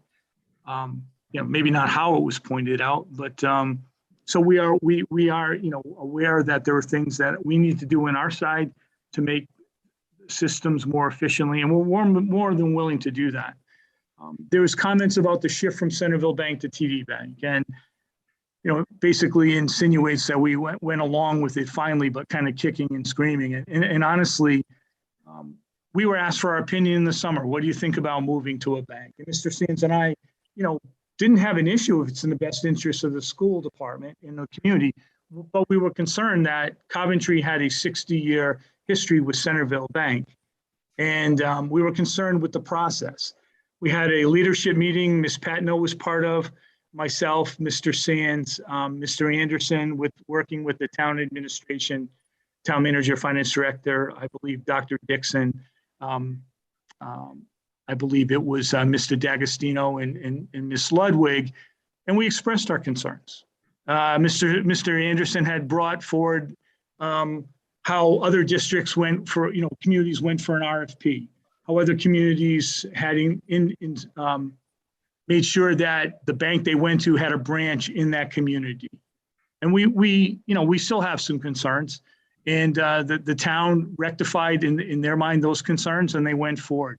But the other part is, the reason we had that emergency meeting is we were asked for our opinion, and then Mr. Sands, and it's documented in my memo, we showed up to the town manager's office, I believe early July, and we were told, oh, they've made that, we've made that move, right? So there's a difference between asking for your opinion and then all of a sudden being told the move's made.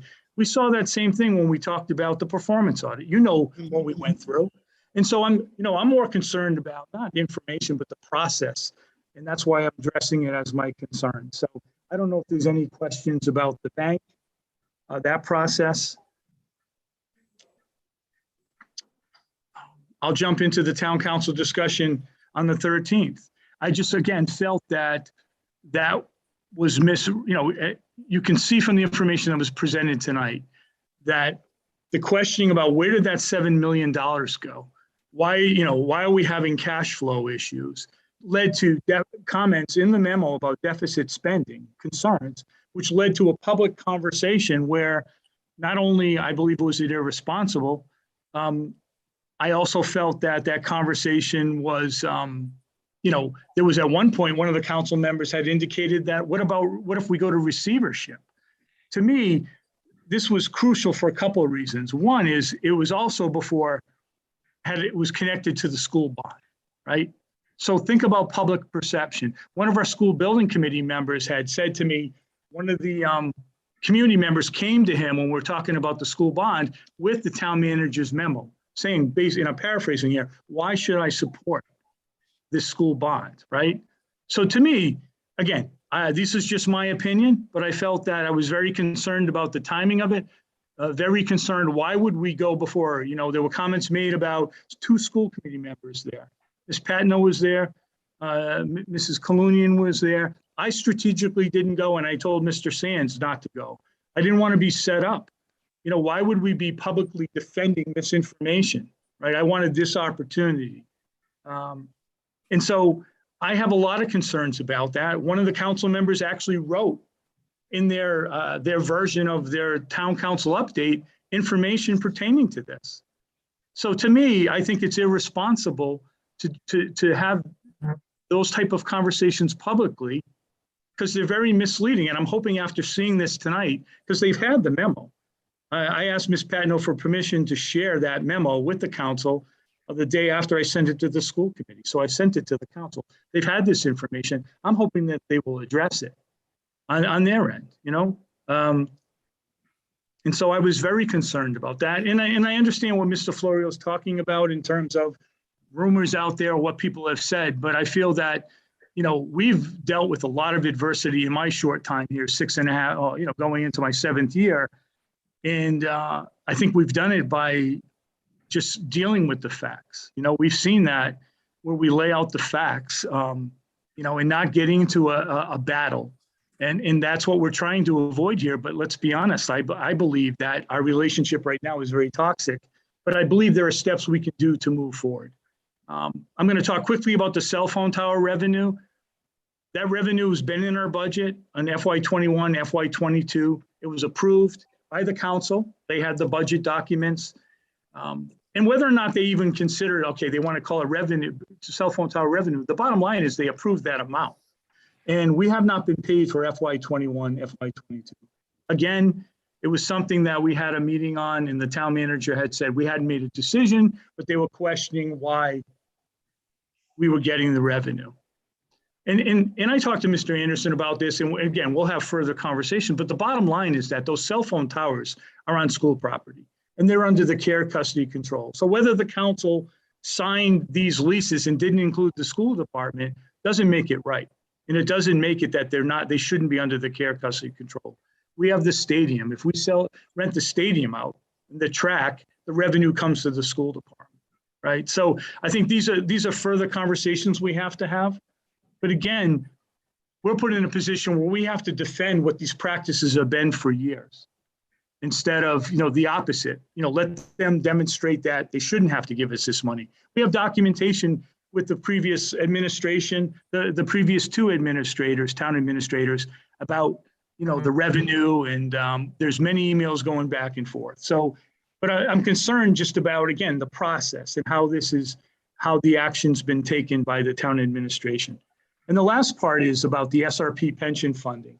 There was an agreement, when I came on board, the town council and the school committee had identified individuals that were part of an SRP pension board.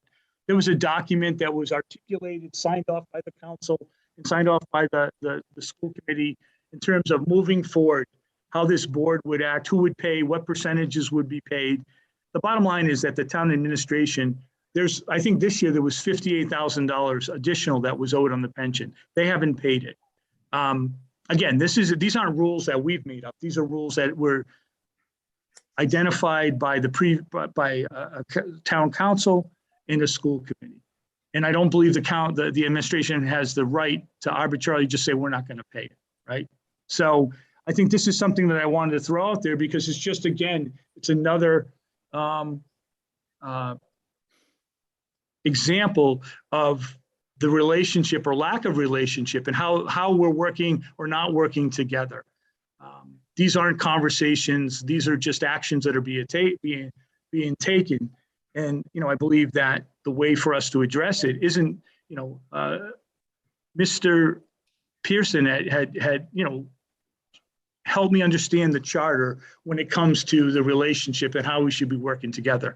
And it should be administration working with administration. I don't believe I should even have to come forward. I want to inform the school committee, but these are things that we should be able to work out together, but we haven't. We're at an impasse. So I wanted to throw this up there, that this is another issue that we need to address. And so, again, my intent is to move forward. We have to move forward. We know we have to work together to get a budget, but we can't just do lip service. We're going to have to take some action on both sides to come to some understanding so we can truly move beyond this. And I think tonight for us was the first part, because all we've been doing is defending the fact, you know, I've been invested and nobody cares how hard you work. But in terms of results, you know, I've invested my last 6 years plus in Coventry. We have incredible staff. I say all the time, I've never had a success that wasn't through other people. And that's never been more true than my role here as superintendent in Coventry. but I also have the responsibility to fight and advocate. And I felt that, we need to overcome what's recently been, that December 13th town council meeting. It really made the schools look bad. Like, we don't know what we're doing. I believe that there was a personal attacks personally, but also as a school department, the school committee, the administration. And I think tonight, hopefully we've taken a step to say, not only I think are we doing a good job with what we have, we're making some clarification, but I need the town now to look, and again, I don't have a say in that, but they need to look at their side and question, why were they given that information? Why weren't these questions asked before? Why is the town blocking us from getting information that would help clarify some of these issues? In fairness, the town council did say, if we owe the schools money, we'll give them money. And so we're hoping that we can rectify that. So I believe having a joint meeting that we've talked about before with the school committee, town council, to reconcile all financial concerns on both sides. This isn't a one-way street. And develop a plan to resolve any issues that we can't reconcile in that meeting. But I think it's important also to have key individuals there. I'd like to ask Ms. Mandrelli. I'd like Lori Robitaille to be there. Of course, that's a town's choice. And we'd like the auditor to be there. Because as Mr. DeVerna said, they have the information. They're just not able to share it with us. And I think that's crucial for us moving forward. Also, we have to establish a set of norms on how our administration is going to work with the town administration. Right now, it's just lip service. And obviously, we operate completely differently in terms of our style. But we can't continue in the path we're going. I'm not going to, come to you every week defending misinformation that's being shared publicly. Again, I'm trying to stay tonight with just the facts. But I believe it's doable. The town manager had sent an email saying that, until we received all the financial information, didn't feel that our meetings are worthwhile moving forward. But the fact of the matter is, we have to find a way to meet regularly so we can move forward. And then the other part is, let's be honest, talking about the elephant in the room, building trust.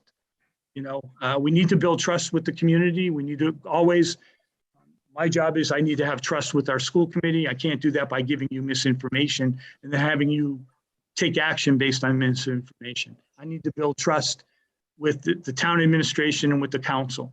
And I think the only way for us to do that is to have joint meetings working together, but with the goal to truly work together and move forward. So I appreciate you, allowing me to present this. I appreciate the effort that Mr. Sands and Mr. DeVerna put in this. But I do believe, we need to move forward, and I'm hoping that this is the first step for us, at least as a school department. We have a right to defend our position. We have a lot we can work on and improve on, and we're willing to do that. We're not going to withhold any information. Part of it is sometimes we're not sure what they were really looking for, and that's not an excuse. That's, we've had those conversations. I had those conversations with Ms. Mangiarelli before Mr. Sands was on. Why are they looking for certain things? Doesn't make sense. And I think, Mr. DeVerna clarified some of that. We want to help. We want to be, partner with them to move forward. So I'm open to any questions or any comments.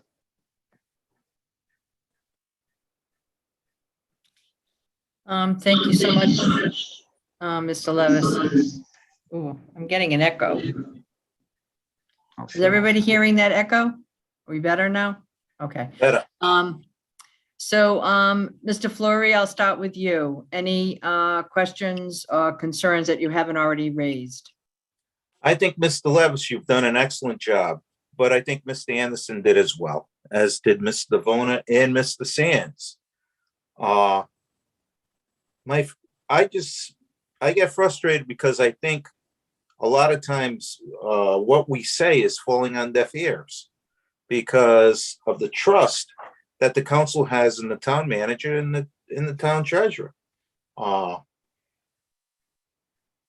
not saying they're bad people. I'm saying that maybe they just don't understand. Maybe they don't understand certain things. Maybe they don't understand that they can't control the school committee nor you, and they get frustrated. And it's frustrating to me when I see the town has a big chunk of money and they don't want to do anything to help the schools. kids are our future. They, you know, and I think they all understand that, but for whatever reason, it just seems to get lost. You know, that's all I want to say. I don't want to say I'm disappointed in anyone, but I am. And it's not Mrs. Leamer. It's not. I'm just frustrated, Mr. Levis. I'm frustrated with the fact that every year we go through the same process since you've been here, and even before that, we were going through the same kind of same blockage, and we're not the enemy. We are responsible for children's education. We're responsible for kids, and whenever you say that, people just don't get it. They don't understand what, you know, until they, you know, people who get it, people who have kids in the school system. I think some of them get it. I think a lot of them get it, but you know, it's tough. It's tough because they want a good education. They want the full boat. They want us to do everything, but we can't do everything without having the revenue to do it. And this is what happens. And you know, people always say, well, you know, you're going to cut sports, and you're going to do this, you're going to do that. And Mrs. Patnode and I've spoken about it, and we get super frustrated about that because it's not true. It's because the town does not want to own up to their financial obligation to the schools. I mean, that's it. That's what it comes down to. The middle school is a disaster, and I'm not going to get into other parts of the agenda this evening. But you know, it's, for me as a school committee member, it's just frustrating. But I'll continue doing this until at least 2024, and because someone has to be there to speak on behalf of the kids, because without us, they're lost. The school department's lost. And yes, you know, I'm worried that, you know, I don't want to lose you, you know, and that's coming from my heart. So that's it. Thank you, Madam Chair. Thank you, Mr. Florio. Mrs. Colonian, any questions or comments? I don't have any questions. I just want to say, Craig, I agree with you. I think that moving forward, our best bet is to try and get to work with the town. And I agree that the joint meetings is probably a good start. You know, it's frustrating. I was there at that meeting on December 13th, and I gotta tell you, I was floored. I couldn't believe that, you know, and they basically even called Kathy and I out. And, you know, that wasn't cool in my book, let me tell you. So, but in any case, I agree with you. Thank you very much. You put a lot of time and effort into this. And I hope, you know, everything goes where we can move forward and get back that camaraderie we had with the town prior to this. Thanks. Thanks, Mrs. Colonian. Mr. Pearson?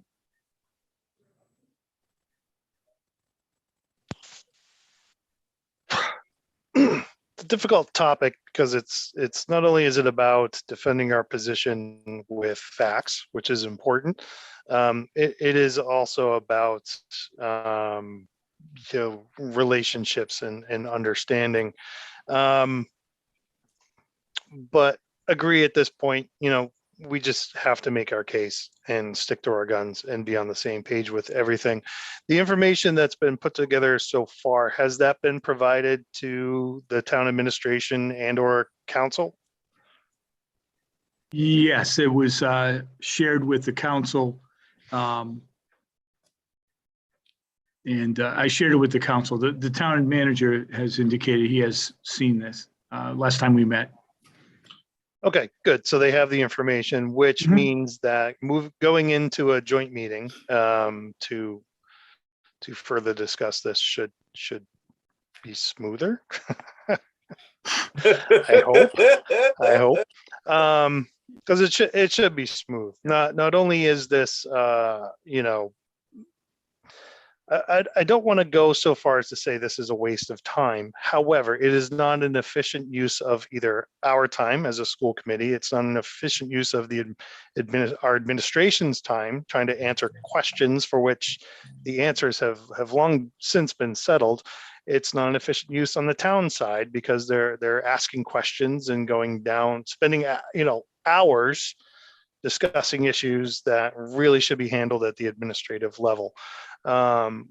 So really, the sooner everyone gets on the same page and has the same level of understanding, the better. And if the powers that, if certain people, I don't know who, no idea, certain people want to prolong this effort, so be it. And it'll be unfortunate because again, it's not an efficient use of time and we have a challenging budget cycle coming up, as we always do. So looking forward to that joint meeting and hopefully we can put this to bed once and for all and move forward. That's all I have. Thank you.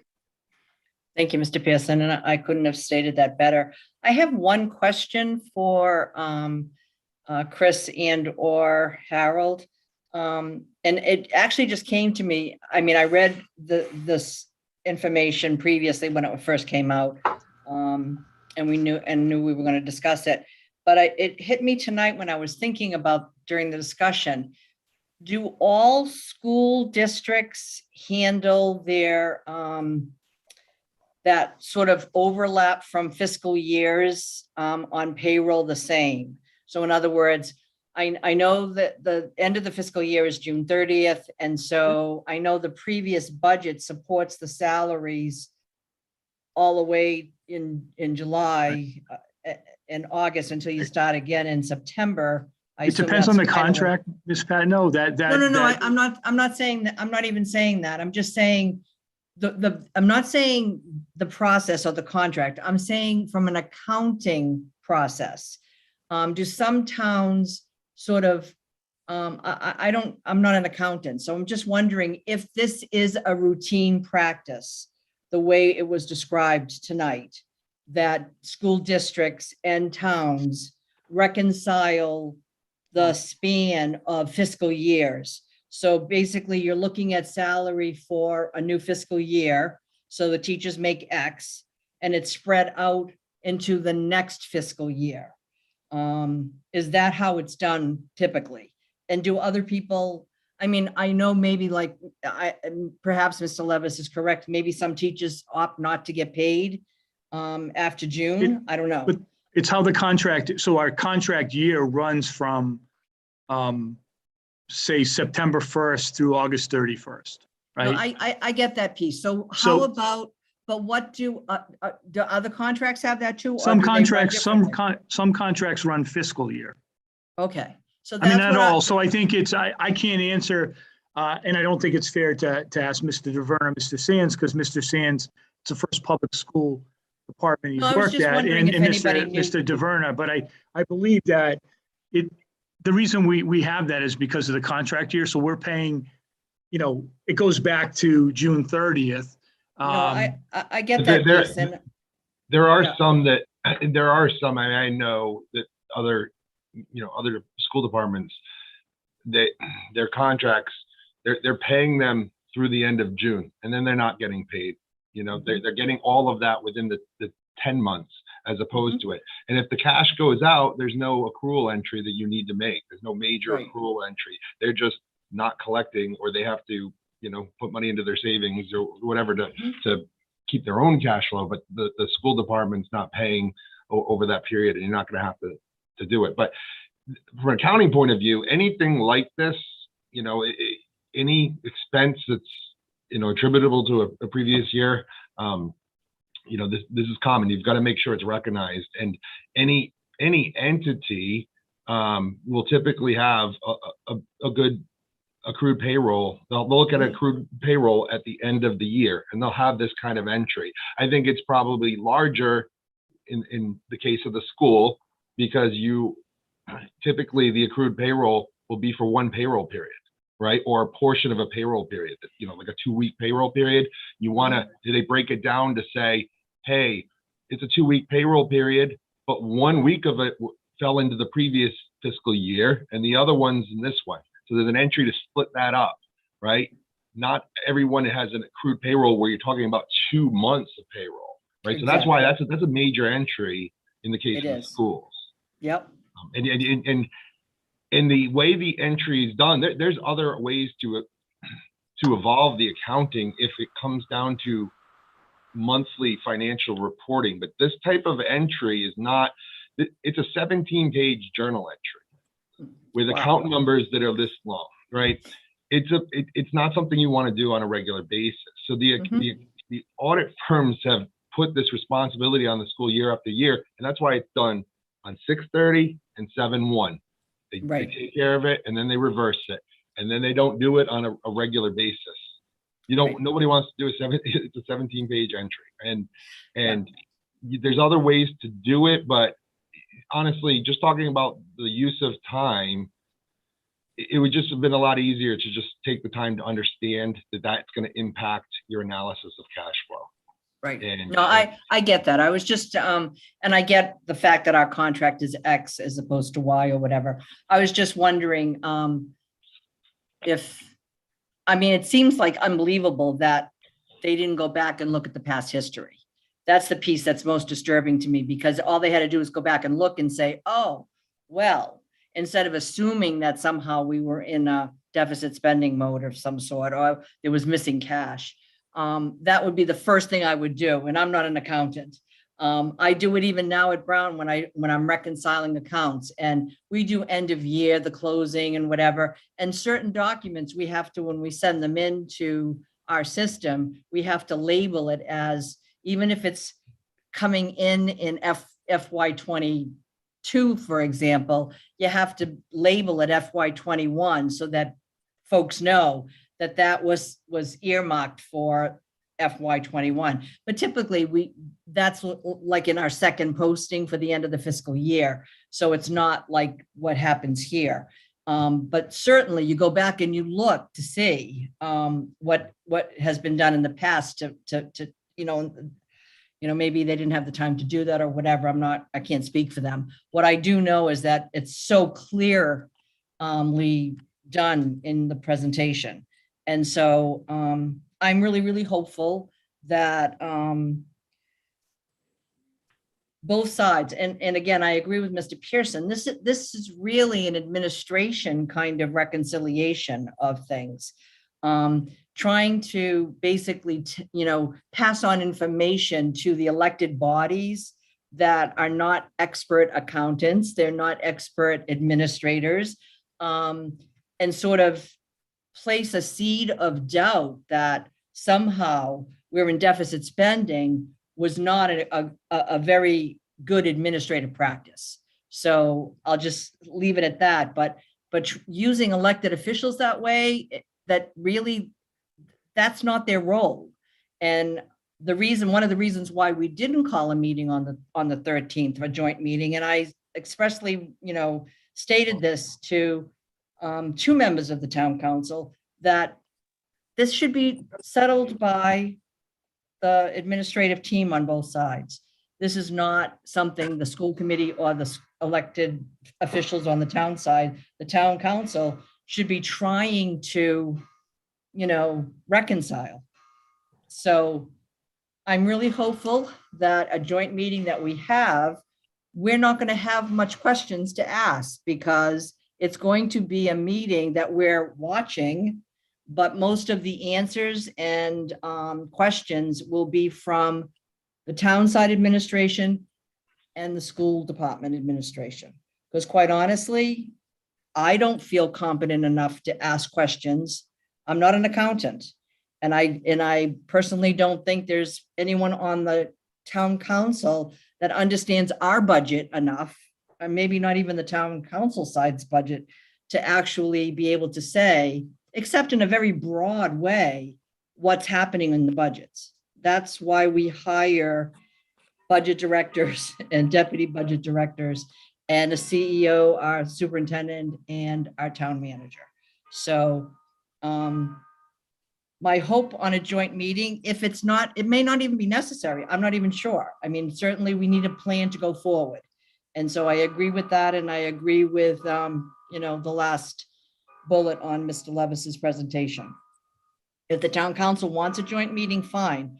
But it is something that has to be reconciled. We have to move forward. And the town, especially the due funds and the, I don't even know those two terms, the due to and the due from or whatever, that has to be reconciled. And the fact that they're not allowing the auditor to give us that information is very disturbing to me, extremely disturbing to me. And so I'm hoping that before we even have any kind of joint meeting, that will be reconciled by the administrative teams on both sides. And I guess that's all really I have to say about it, except to say that I think it was very unfortunate because once anything like that is stated in the public already, I had constituents emailing me saying, are we in deficit spending? How could we possibly spend money on a bond? What are you guys doing? And it's just that one little seed of doubt. And quite honestly, if we had had a joint meeting and we tried to defend ourselves, it's already out there. It's already out there. And so it has to be reconciled and it has to be figured out. Because now we're going into our new budget season and what's that going to look like? So I'm very concerned, to say the least. So, but I think that's it from me. Are we ready to move on, Mr. Levis, to, I think we basically did 8 and 7 Right, together. Number 7, number 7, which, and I apologize, I jumped into 8, but basically we had shared, there was an email, Dr. Dixon had requested information, said we have no problem giving to, I wanted to present it to the school committee. You have copies. It's our monthly budget from July through Right. December. And it's also a document, a report that the town has a part of, we have a part of. So my plan is to send it over to the town tomorrow. Okay. And I'll make sure that the school committee has copies of my email. I'll send it to everybody. Right. And then we'll go from there. So I just wanted to, bring that public that, again, and there was a lot of work behind the scenes done with that. And I want to thank again, Mr. Florio did this. Thank Mr. Anderson, Mr. Gorham. They worked behind the scenes on this, and obviously Mr. Sands, and I'm sure Mr. DeVerna might have had a part in this too. So there was a lot of work to go because we need to really figure out what is expected. And just, based on COVID, the state had given documentation that said they were relieving some of the reporting requirements. And we need to get clarification, and we did. And again, nothing is easy, right? But again, I think you see the comprehensive information we'll be sharing with the town tomorrow. So. Yes, and I want to thank all those folks involved with putting those together, that request from the president of the council. So thank you, Mr. DeVerna and Mr. Sands. I know it was a lot of work to put that together. I could just tell by looking at the spreadsheets in the presentation.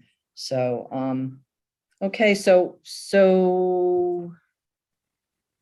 are there any questions about the financial reports from the committee that are going to be sent over tomorrow, or can we move on to 9?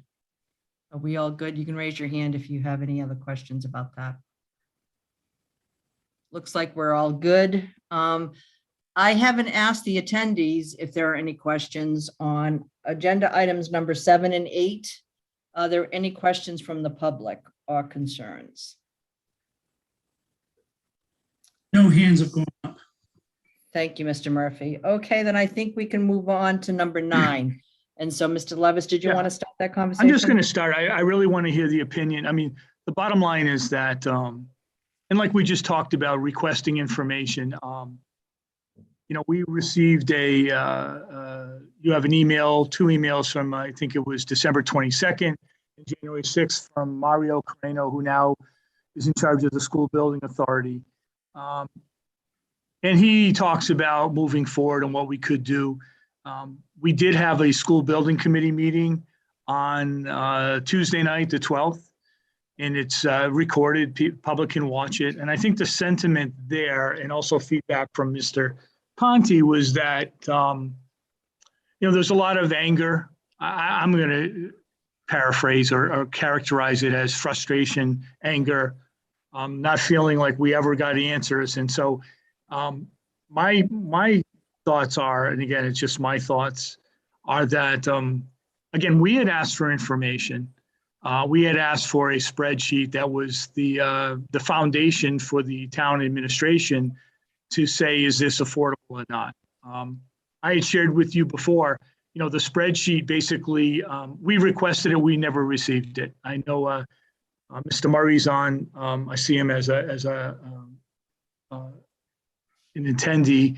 I know he had put together an APA request. I don't know if it wasn't honored, and I believe he was going to go forward with the Attorney General's.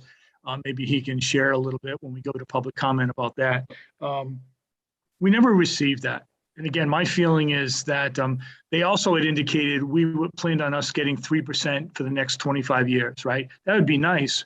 But if you remember in my, December 20th presentation on the budget, we showed that the town had received over the last 12-year period about 5-point-some-odd% increase in their budget, while the schools received like 1.04% increase over the last 12 years. So again, we felt that it was flawed. We asked for that document so we could run the formulas, and we were told no. There was a public meeting, a school building committee meeting with both Dr. Dixon and Ms. Shockley had encouraged Ms. Mills to share it with us. The answer's been no. And so, Einstein says insanity is doing the same thing over and over again, expecting different results. So my recommendation would be, and the other part is they never told us why our proposal, which included when the current bond debt dropped off, we could use that to help support this bond. And the answer was just no. So my feeling would be, why do we want to engage in another process? Do we need it? Yes. Until we get answers to these questions. So my recommendation would be, we still have a right. We have a right as a school committee, I have a right as superintendent to ask for that information still. And the other part is, okay, so the bond's gone, right? They didn't allow the voters to vote on it. We looked at over a 25-year period, it's about $64 million that this town's going to have to help fund us in terms of that maintenance requirement, putting that money into the current buildings that we have.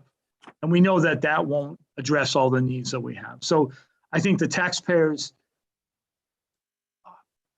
need to understand that decision, investing that money with that reimbursement that we could have received up to 58% was going to go into buildings that have all been touched, right? That were going to address not just cosmetic needs, but also needs that would improve the quality of learning in a major renovation to the middle school, which is desperately needed, and touching all those areas that NIAS says need to be improved at our high school for us to continue with accreditation. So instead, the taxpayers are going to be on the hook for $60-some-odd million over the next 25 years, pumping into the current facilities. So, so anyways, I want to hear the school committee's thoughts. But my recommendation is that we don't move forward at this time. I think there was a push from the council to move forward, come up with other projects. And again, my last point is I feel that if we're to do something moving forward, the council and the administration need to understand their role in this process. I don't think it was responsible to start throwing out alternatives and different funding when their charge was to either approve or not approve the project that was put forward to them. So those are my thoughts. And I want to hear what the committee feels about next steps in moving forward. Thank you, Mr. Levis. Mr. Florio, any comments on the decision? Well, first thing is, I think it should have went before the voters, because that would have given, that would have allowed people to actually vote on it instead of the council voting on it and making the decision for everyone. That's just how I feel. I think everyone deserves to vote on something. That's my feeling, and I agree with Mr. Levis on everything else. Unfortunately, they're not going to change their mind. They're not going to allow people to vote on it, and they made their decision, and they're going to have to live with that decision. I'm 64. You're going on a special age, and Are you talking about me? yeah, I'm talking about you. Otherwise known as 69? Yeah. Oh, you can always make me laugh, Madam Chair. Yeah, there's nothing we can do now. I wish we could. I wish we could go back and try to do a redo, but that's not going to happen.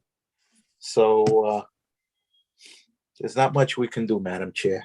Not much at all. Thank you, Mr. Okay. Florio. That's it. Thank you, Mr. Florio. Mrs. Colonian, thoughts? Well, just to let you know, I can't express how much disappointment it was for me to listen to that vote. I literally got up and walked out after. It was too much, because I've lived in this town for 27 years.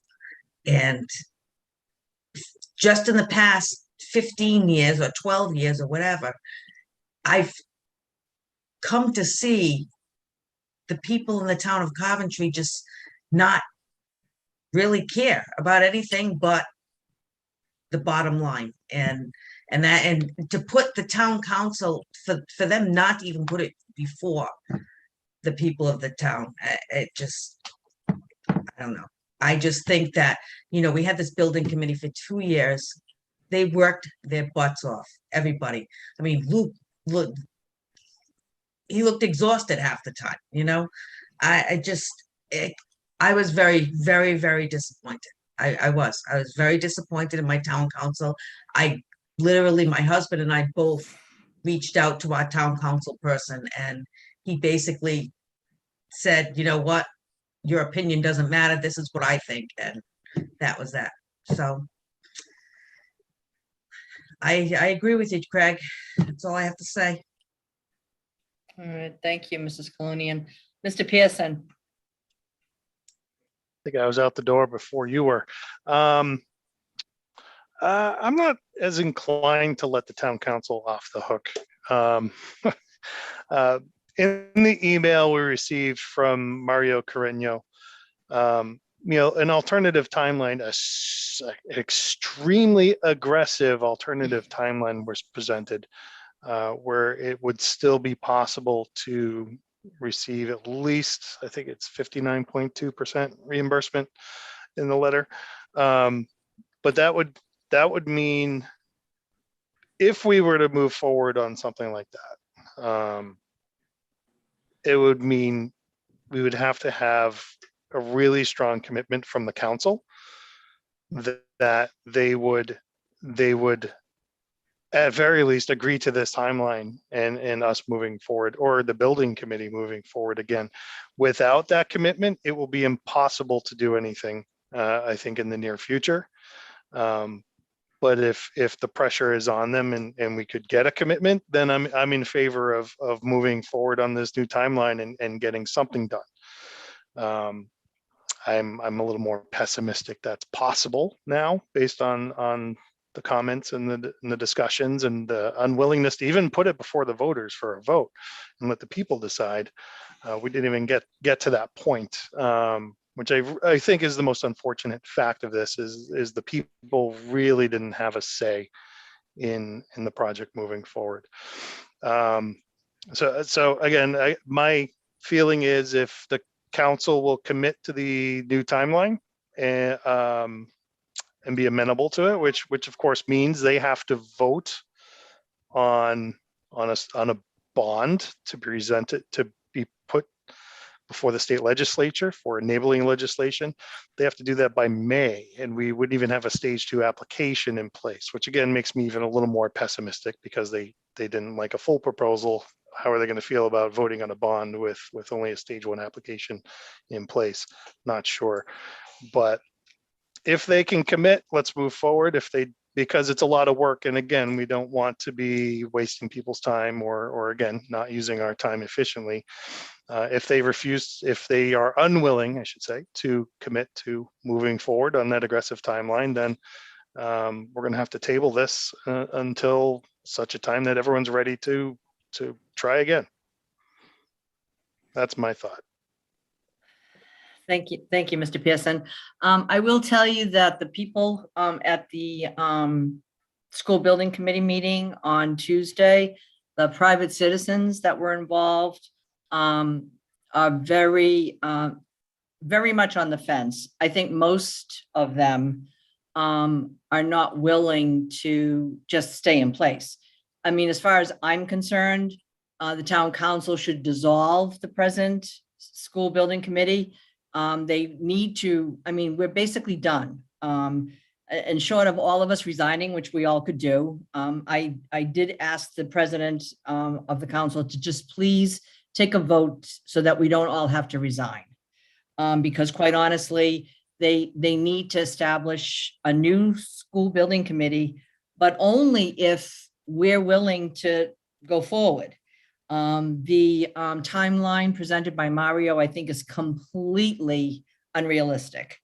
The town council, first of all, has to come up with, and it's not just the town council, but the town administration has to come up with how much they think they can afford, and actually vote and have it on the record that it's X. And quite honestly, we have no idea what that number is. It could be 10 million, it could be 20 million. It could be 45 million. I have no idea. And I am not about, they're going to have to do that. And when they come up with the number, which who knows when that'll be, I have no idea. They have to come up with that. And then maybe they'll be able to form a school building committee. Because if we move forward, I mean, obviously as a school committee, we're not going to not turn money down that we could get reimbursement for. So I think as a school committee, if we had a number, we might decide to say, yes, okay, we've got the number. Who on the school committee is going to be the representative? And I mean, we still have to go through the whole process again. Just because we did a stage 1 and 2 doesn't mean it's going to be the same stage 1 and 2 next time around. If the amount of money is a lot smaller, then that has to be completely vetted by a firm like Studio Jade. And it can't, Phil's not going to do it for the Studio Jade has to be paid. And so who's going to come up with that money? Madam so Chair, can I'm sorry, yeah. I just want to say, if you don't mind me adding, just one point is that we may have to pay back, which I would request the town does, that $150,000, because that was given to us under the stipulation that we bring this project to fruition, right? Exactly. So I think, I don't disagree with what Mr. Pearson's saying in a perfect world, but I believe we have a lot of, I mean, I think we just made a case that, I believe we made a case that things need to change. The town needs to really understand school finance and come back and say, we were wrong, which I don't know if that's possible.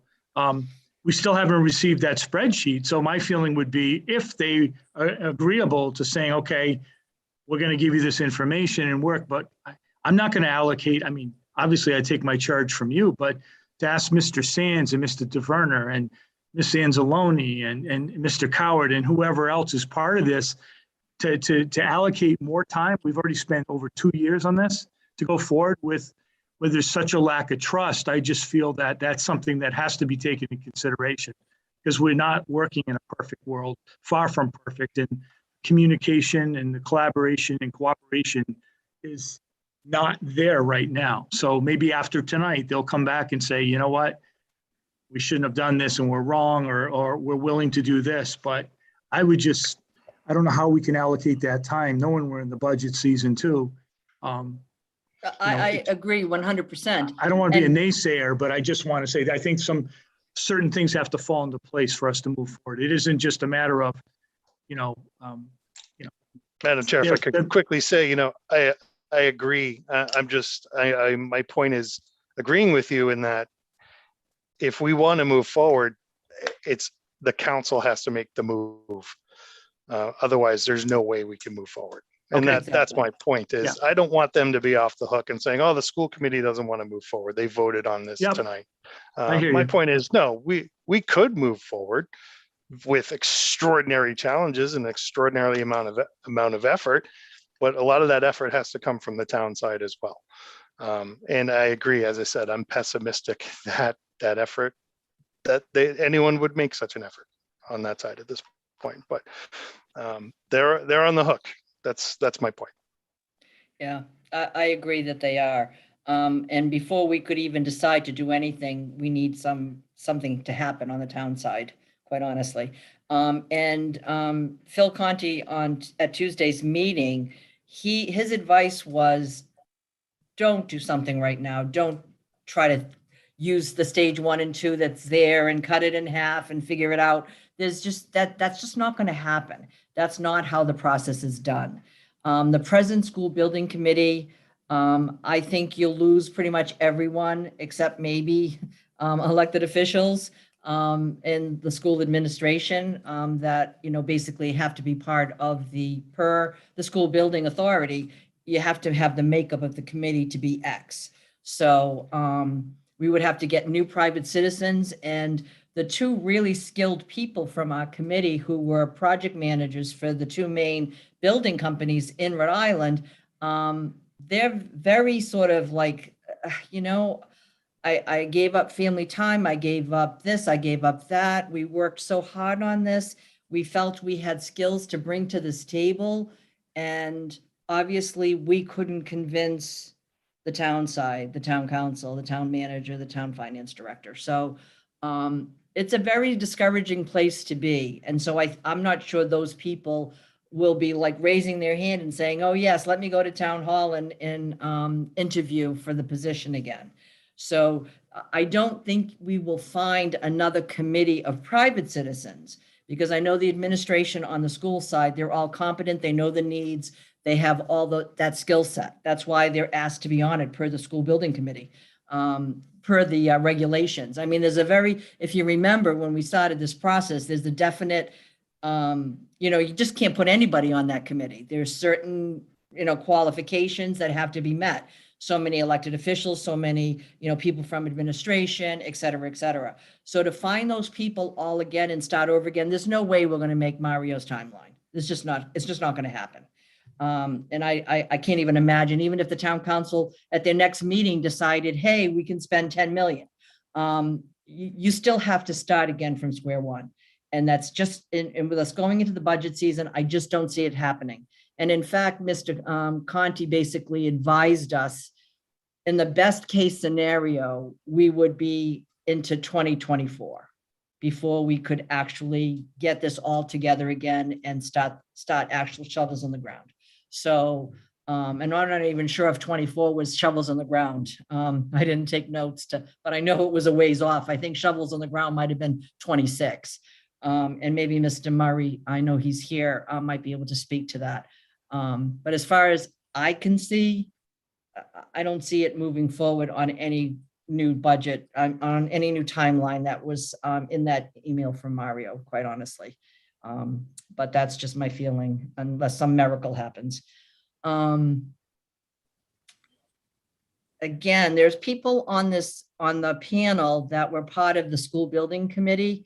So I don't know if any of them would like to make any comments. You can raise your hand and unmute yourself and we will hear from you. Doesn't look like it. Okay, so I guess we can go out to the attendees. Mr. Murphy, we have one hand up. Yes. Okay, Luke, you're up. If you could just state your name and address for the record and unmute your microphone. Hey, Luke Murray, 121 Hill Farm Camp Road. Hello, everybody. Hi. Can you hear me okay? Yep. All right, perfect. First of all, I take exception with the fact that, Ms. Colonian, that I looked exhausted half the time. No, it was exhausting and you know, but anything that deserves work is. And so, you know, I don't want to take away from this process. Maybe I should strike a more somber tone, right? Having had this effort kind of go up in smoke, but I think the important thing is to stay positive, keep pushing on the project, making sure that you don't let the town off the hook. I agree with all of you. Sometimes your greatest successes come from the seeds you set. And I said this to the committee the other night. I mean, we've set the seed for a project, a very large project, and that may take place a year from now, maybe 3 years from now, but I fully expect that at some point, whether it be some of the remaining building committee members or others, they'll take it forward. With regard to specifics, yes, Phil did lay out a 2024 schedule, mainly because there are potentially new programs coming out if the legislature allows a new bond to come out and the voters go for it. And so if that's the case, the whole program will get extended. They're already looking to extend it a year this year. It's likely, given the past vote, that more money will be allocated to the program. So, and I do think that I've seen the meetings with the council. I watched the other night's strategic planning meeting, kind of hopping on and off the building one. And I very little was discussed about schools in general as part of a strategic plan. Council President Dixon brought it up, but it was sort of seen as like, well, yeah, we'll deal with that later. And that, you know, it's surprising because that is, you know, schools are a big infrastructure need. They're talking about building, you know, rec centers and other things that I understand are a need, but there are very few buildings in town where we have 4,600 people or more, actually, day in and day out that are used and are critical facilities. There's no other facility like that in town. So to not put them on the table, even in the discussion about strategic planning and thinking about capital improvements, you know, school department's still a department of the town. So I think to not put that on the table is to their detriment. But if you keep pushing and others keep pushing and build some political will, I think you can get it done. The other thing I just tell the committee is don't let the council off the hook on the minimum maintenance. They had a chance to relieve themselves of that. This bond was the perfect opportunity to get all the improvements up front and relieve themselves, and we offered that. Well, you know what? They're not off the hook. So this year, you know, where's that money going to come from? And if you have to, you know, hold it back and pull the housing aid gets pulled. Too bad. It is what it is. We did everything we could to offer bonuses to the town, including kind of working with the bond and saying, hey, we could reallocate existing school debt that was falling off and trying to work it so it was less impact on the voters. We did everything we could to make this work, and it wasn't reciprocating. And that's unfortunate because it's only going to hurt the kids. We did spend over $300,000. Some of it was from that RIDE grant. Some of it was from the impact fees, which also, by the way, part of the discussion was at the town is if the project didn't go forward, that may need to be reimbursed in some way, some shape, somehow.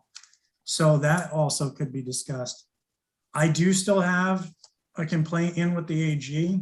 I heard back after the 10-day period that the attorneys supposedly didn't get the email, even though it was sent to the right address.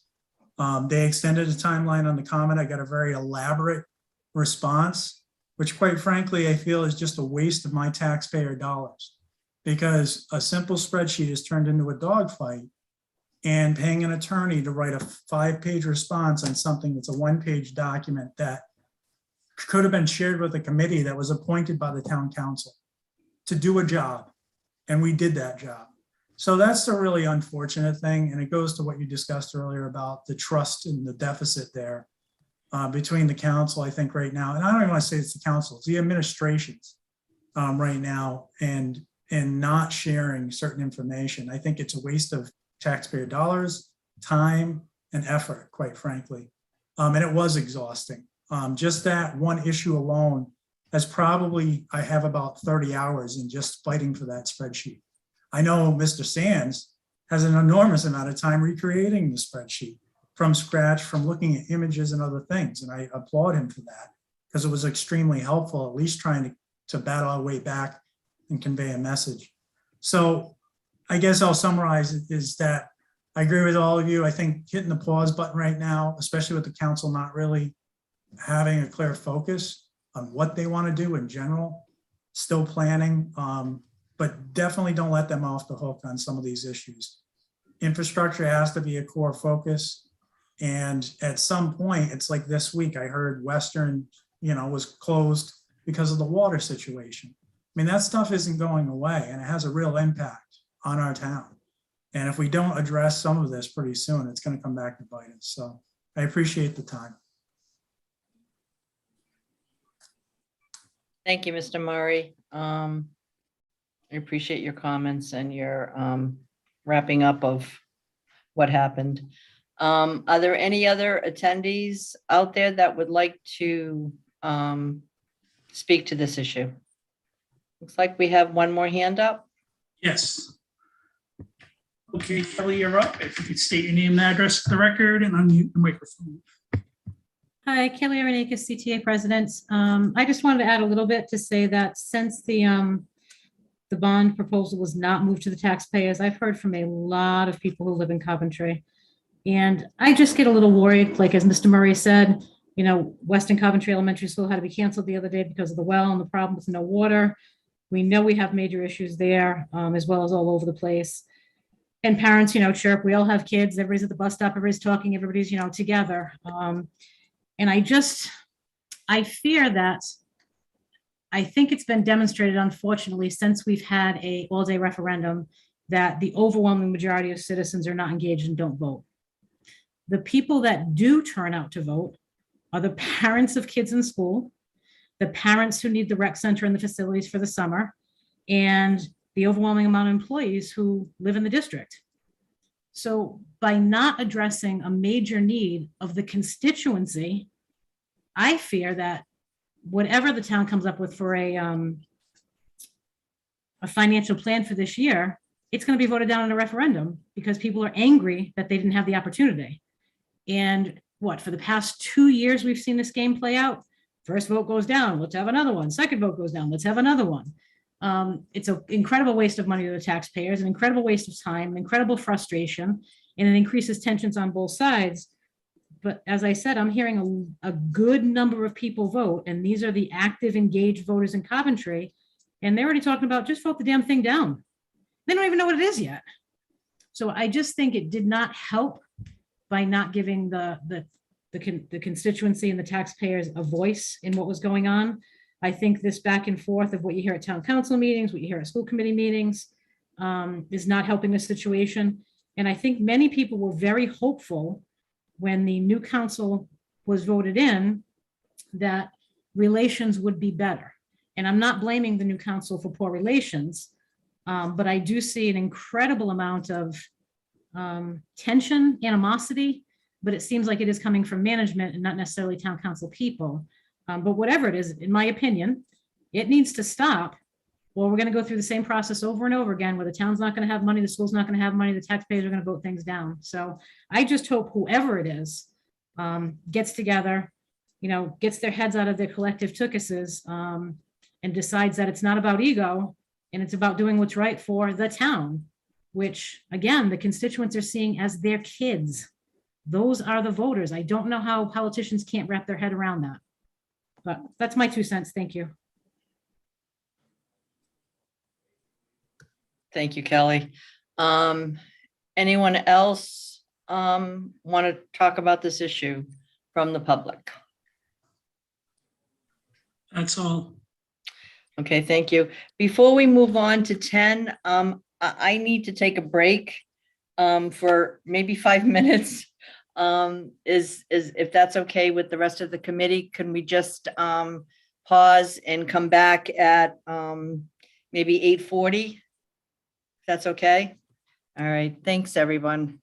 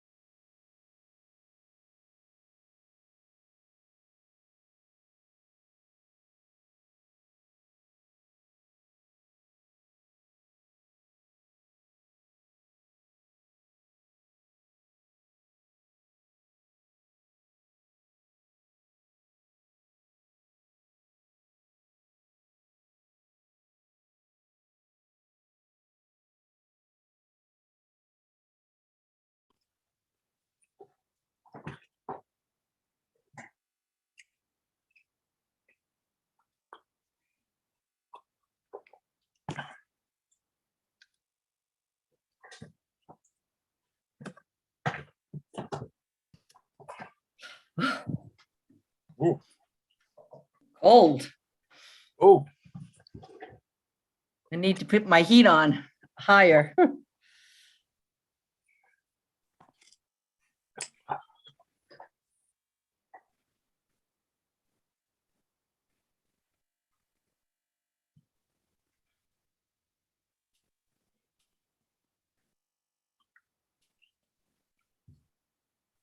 this is a heavy meeting. Yeah. It is. Wow. Almost We've been lost through a it. lot. We've been through a lot the last couple of months. I almost started crying a couple of times. Jesus. No, I know. You know, Yep. it was so simple. Just put it before the voters. Just let them do it, you know? I think, personally, I know we're not being recorded. I think basically, I think they were afraid the voters would have said yes, Yeah, I do too. I do too. because the voters typically do support schools construction. They The may not thing support a is- budget. They may not support a budget, but they support the school infrastructure because they know their kids have to go to schools that are safe and Right. warm, safe, and whatever. So, whatever. Okay, we've got a minute yet. Oh. Yeah. Thank you for allowing me to have my break. Of I didn't course. think I was gonna make it through. Oh, good. No, I've had a couple. Yeah. Yeah. Okay. All right. Looks like it's 8:40. Are we all back? Waiting on Mr. Pearson? Okay. Back recording.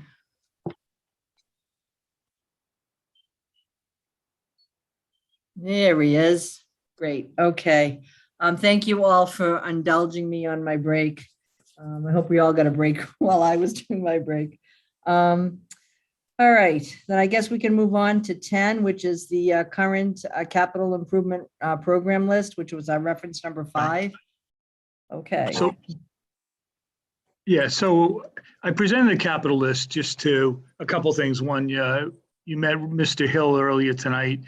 He and I met on the capital list yesterday. He spent a lot of time in the short period of time going through it.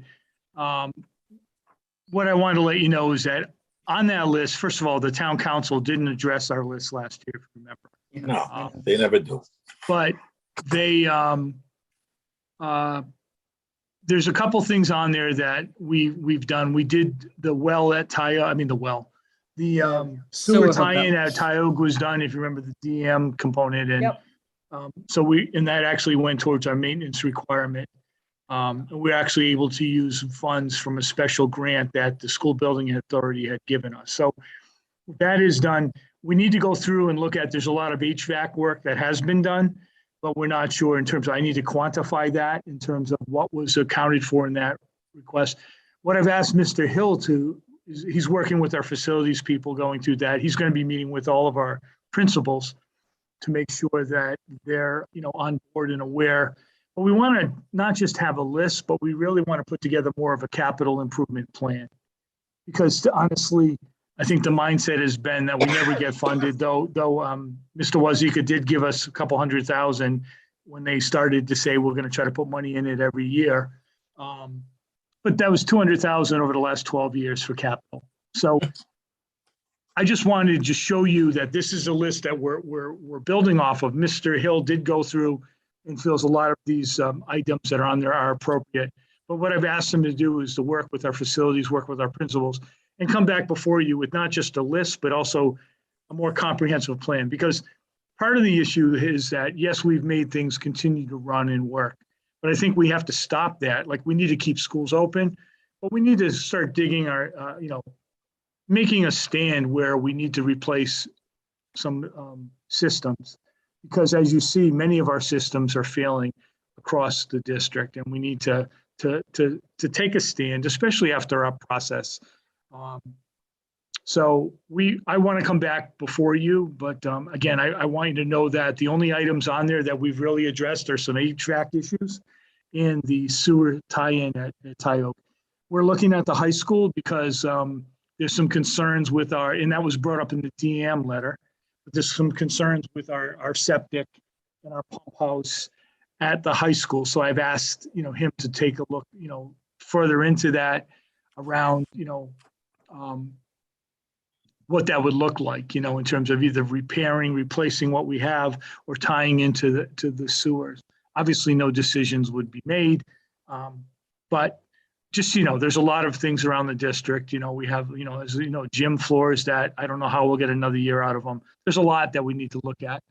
And so we'll come back before you. Again, I'm not saying to you this is going to be the exact list, but I wanted you to know only a couple of things have we really addressed. And again, I'm hoping that we have a much more robust conversation, both, as a school committee and administration and with the town council over this, because last year, if you remember, it was a slide that was glossed over, that was never even given any discussion. And I think, especially based on what's transpired around the school bond, that definitely needs to change moving forward. So I don't know if you have any questions for me. But we will be coming back forward with not only a comprehensive list, but more of a plan that we'll put together. Thank you, Mr. Levis. That's good to hear, because I did notice when I was reading this that some of the things may have been already done. So the fact that we need to update it and maybe develop a more robust, comprehensive sort of strategic plan. I mean, there's a little bit of that in the sense that it was phased in, but No, I think we've been discouraged over the past years because it's been, since I've been on committee, there's been a couple of, we had a huge proposal that we put in front of the town council when I believe when Ray Spear was on the committee, the school committee. There was a whole group that got together and, dissected every single thing. And it went absolutely nowhere. So, you can kind of get discouraged but at least we know there are so many things and the same things I've seen year after year. And so I just want to say too that Mr. Hill was very complimentary to Mr. Martin. Just in a short time here, looking around, and I think he said tonight it was like a turnkey operation. But in terms of this, because we never really give it much, attention, only because there's never been a real process to secure capital funds here. It doesn't mean that a lot of work didn't go into it in the past. And so what I mean by a comprehensive plan is I think we have to be more diligent in our part, saying this needs to be done, and we need to find a way to accomplish this. At least get that out there so that the council knows that if not, there'll have to be a way to find an alternative way to get these repairs of these capital projects completed. And we also remember that this greatly impacts our impact fees. In the past, we had just thrown a few $100,000 a year. And then we found out that our impact fees are based off of a formula that includes our capital requests. So we want to be more realistic in our capital request, and that's why we see a much larger amount. Yeah, and maybe more check marks on urgent as opposed to necessary. I don't know, because that's always usually the question. Well, if you only had 200,000, what would be your number one thing you'd do? We get that a lot, so that's always something that's been kind of thrown in our face as well. So.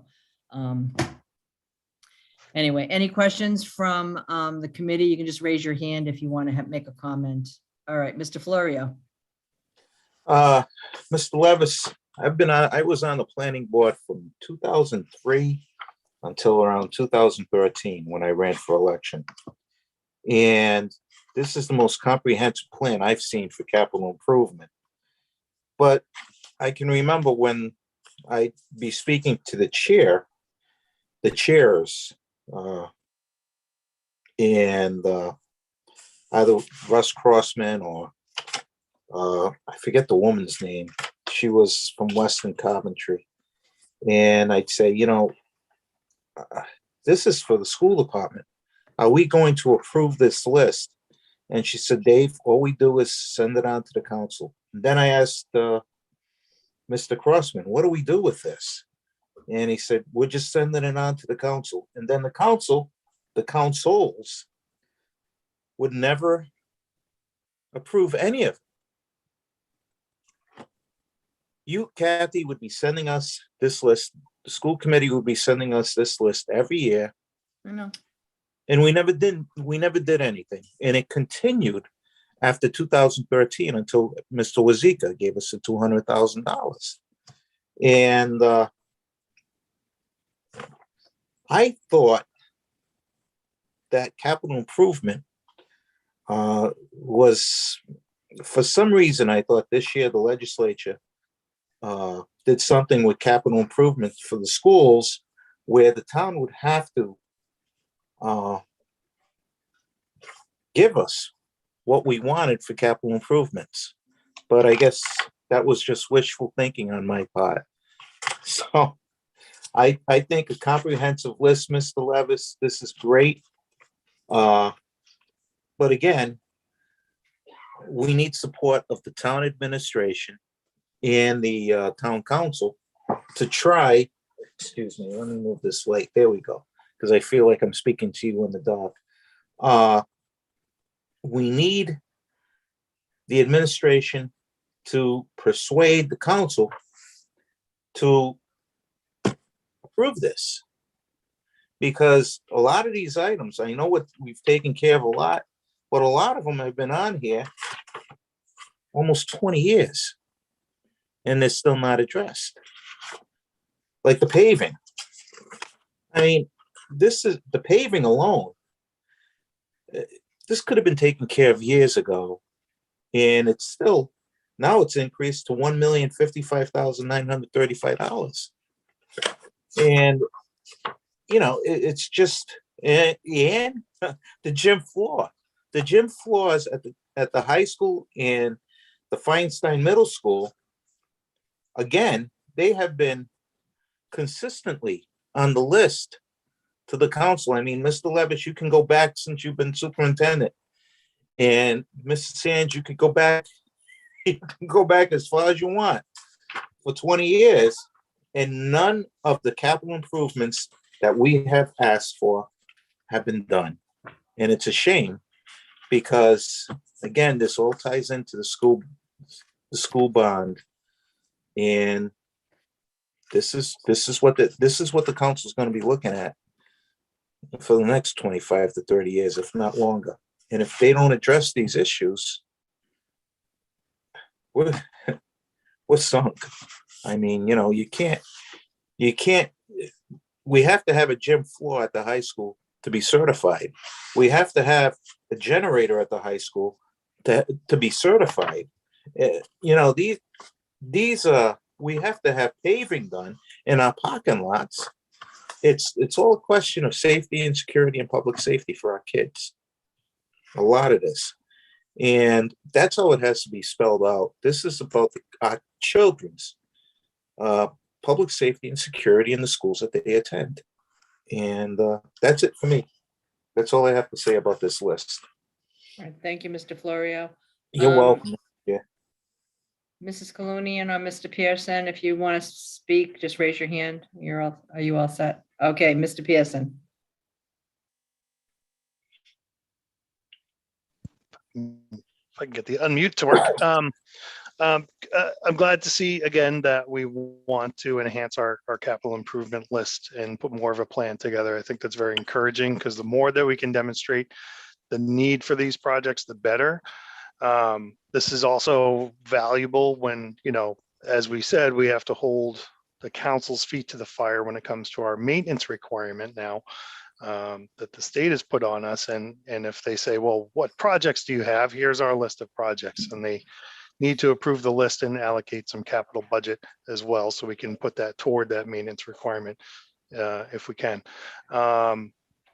I have to find the article, but I just wanted to say that there was an article I read a couple of years ago that said you can, you know, one of the things you can use to gauge the health of your community is you look at your assets and the value of your assets, and then the percentage of capital that your community is spending to making sure you're maintaining those assets. And again, we've pointed out several times in this conversation that the percentage has been 0. So that's an indication of the health of this community, and we need to really encourage the town council to fix that. We need to start putting capital toward the school needs and the town needs, of course. I support that as well. Where, you know, the answer has been close to 0 for the past however many years. So let's keep pushing forward on this. So thank you for putting this together, and look forward to the next iteration of this that we can vote on and move to make sure we submit to the council. Thank you, Mr. Pearson.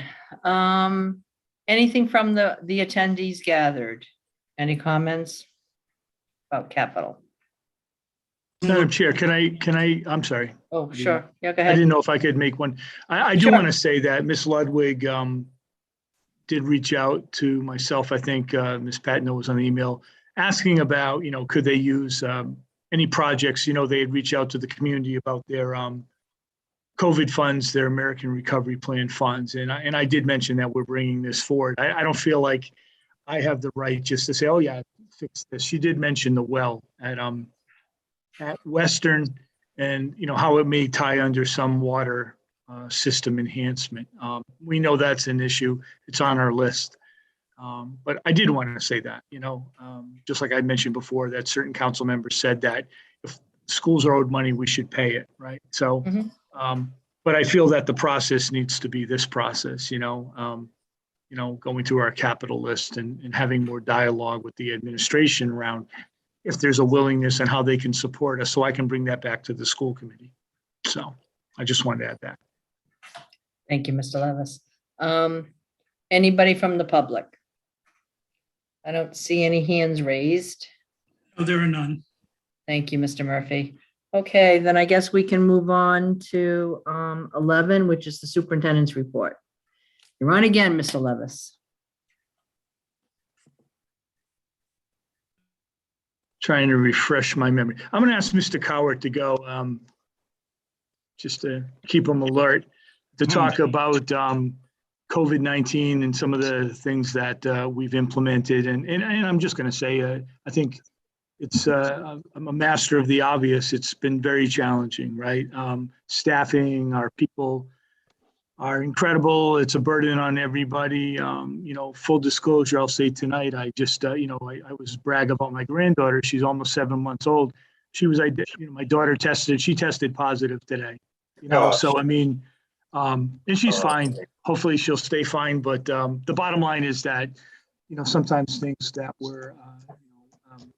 some of us aren't impacted by it, especially if people view us as aristocrats or bureaucracy. And I can tell you, I've shared my stories. I think it's important to say not only our successes, but our challenges. And, that's incredibly challenging to hear a 7-month-old test positive. So I can tell you that, I understand concerns. I think we all do. And I still believe school's a good place for people to be.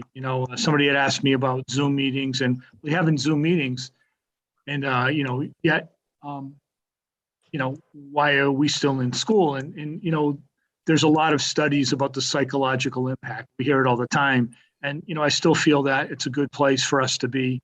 I still see the magic happen between students and teachers, despite the challenge. I spent the last couple of days in elementary schools and some time today in the high school, and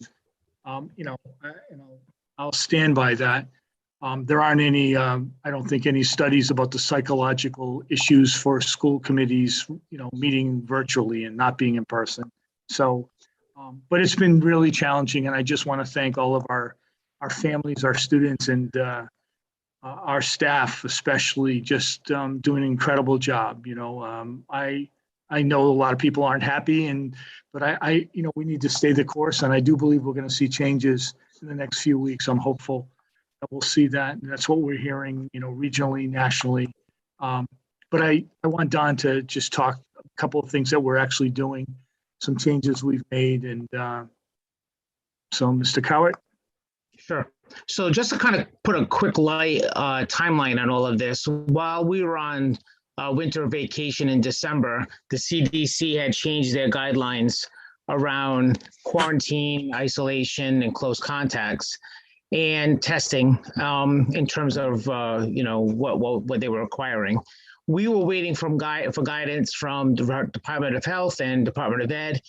We were thinking we were going to get guidance to be able to put into place when the kids walked into school on January 3rd. What ended up happening was we got an email from Department of Ed on New Year's Eve at 4:30 in the afternoon, basically saying, we told you we were going to change the guidance, but we're not changing the guidance. We're going to hold on to the guidance that we have in place. We're going to be status quo. And the explanation was actually a good explanation. It's just unfortunate the timing wasn't good. The explanation was they need to get a little bit more information from the CDC about how this guidance would be implemented, because they didn't want to put something into place and then have to change it 3 or 4 days later. And as an administrator, I can kind of relate to that, because it's very difficult to put something in place, communicate it out, and then 4 days later change it again. But the challenge was we didn't have new guidance in place for when the kids returned on the 3rd. So when the students came back into the building, the teachers came back into the building on the 3rd, we were still working off the old guidance. Then on the first week of school, there was an update on Thursday afternoon. And so they have what they call a pod meeting, and the pod meeting is when all the different nurses and administrators and district representatives can go on with Department of Health, and they they explain what the guidance is. So that meeting was very well attended. The meeting only holds 500 people and it was maxed out and other people couldn't get on. And the chat never went under 99 questions. There was always questions because the new guidance brought a lot of unknowns and a lot of questions. And the reason why I kind of put it into that context is that we then quickly, over the weekend, the nurses and I met on Friday. It actually was fortunate for us that it was a snow day because we could get that meeting in the middle of the afternoon and basically meet uninterrupted for about an hour and a half.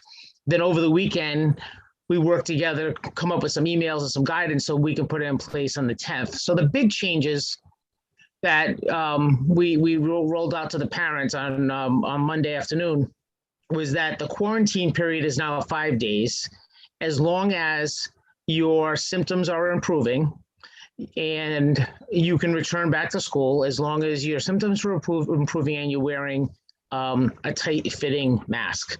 And then the expectation is for 5 more days outside of school, you'll continue to wear that mask because you have either tested positive or you have COVID symptoms. And obviously we can't police what people do at home and in the community, but that's the expectation. And then the close contact piece is a little bit different because RIDO was collecting from us information about close contacts through a spreadsheet that our nurses were constantly having to update. And RIDO basically said, you don't have to do that anymore. You don't have to update that spreadsheet. And then the other thing RIDOs did is they put something into place called Monitor to Stay, which is different than Test to Stay. What Monitor to Stay is essentially is people monitor their own symptoms. And when they monitor their symptoms, they almost do an attestation daily to say that they can come to school. So if there's a positive case in a classroom, we can say to the other people in the classroom, you need to monitor, but you can stay. And if at any point you develop symptoms, then you also have to go out for 5 days. Now, there are some kinks that we're trying to work out, and I'm not going to lie, because this new guidance has only been in place since Monday afternoon. So Tuesday, Wednesday, Thursday. So we've had 3 full days of new guidance, and we've already seen some things that we probably have to try to figure out and how they're being implemented and how they impact the operations of the school. So the one positive thing we've seen pretty early is that, number one, we're not putting out students who are close contacts that have no symptoms. Because in the past, if students sat in proximity to somebody that was positive, whether they had symptoms or not, they had to go out for 7. You don't have to do that anymore. The bad news is if they're a close contact and even with one symptom, they're being asked to go out for 5 days. So if a student even has a runny nose, if they're a close contact, they have to go out. So that's challenging. And we're gonna try to get some more guidance from RIDO about exactly how that has to be implemented. But the other part is that when staff goes out, we can bring them back sooner as long as their symptoms are improving. Which brings me to the last thing. So, and I know Craig brought this up, but I just wanted to say it again. Staffing has been incredibly difficult. We haven't had a full complement of staff in any building probably for the last few months. But when January came back and when the Omicron variant really hit us hard, our staffing has been a significant challenge. And so teachers are giving up preps, they're covering for other people's classes. They're doing everything they can to keep the buildings operating and to keep the kids in school, which has been a priority. But I will say that it's wearing on people physically and I think mentally and emotionally, because they have to cover and they have to keep doing things and often without a break, which is not good news, right? It's really taxing on the people who are in the buildings to keep up with this. And so we're hoping that Craig's right and some of the things that we've been reading, point to this hopefully dropping off at the end of January, because if it doesn't, it's going to be very difficult for us to be able to keep all our buildings open all the time without having to really consider how we're going to staff them, because that's been our biggest challenge. And that's it.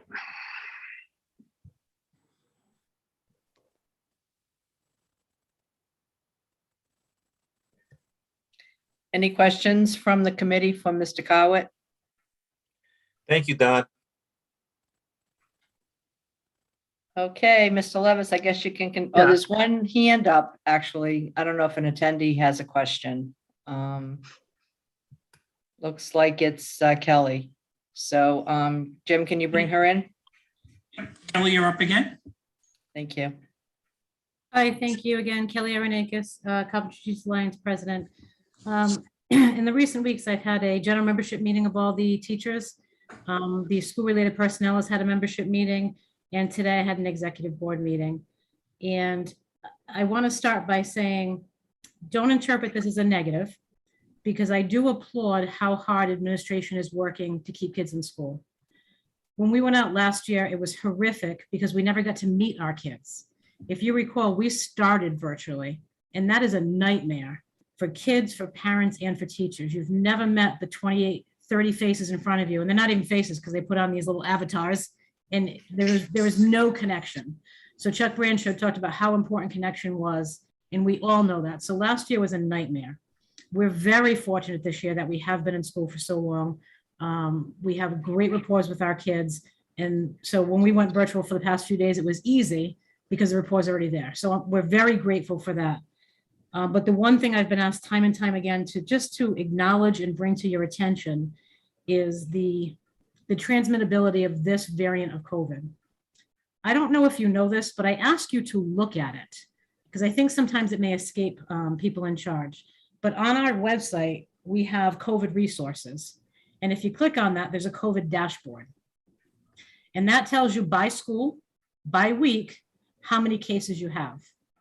So for a school to actually close down, you really have to have a high percentage of staff and or students out, and you just can't man the building.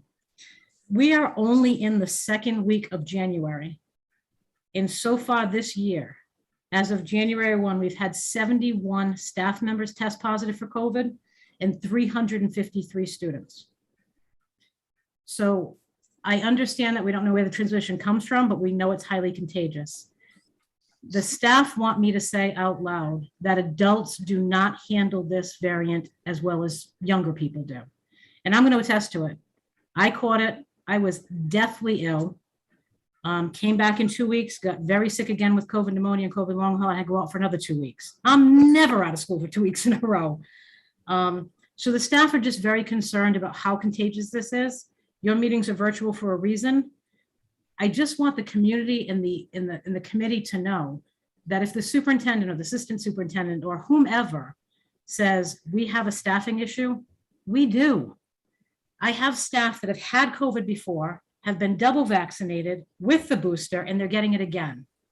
Now, again, hopefully all the shots keep you out of the hospital and you're good, but this just can't keep happening because picture your own selves. If you continue to get this, what it does to your family life in quarantine and you have little kids at home, you're taking care of elderly parents at home.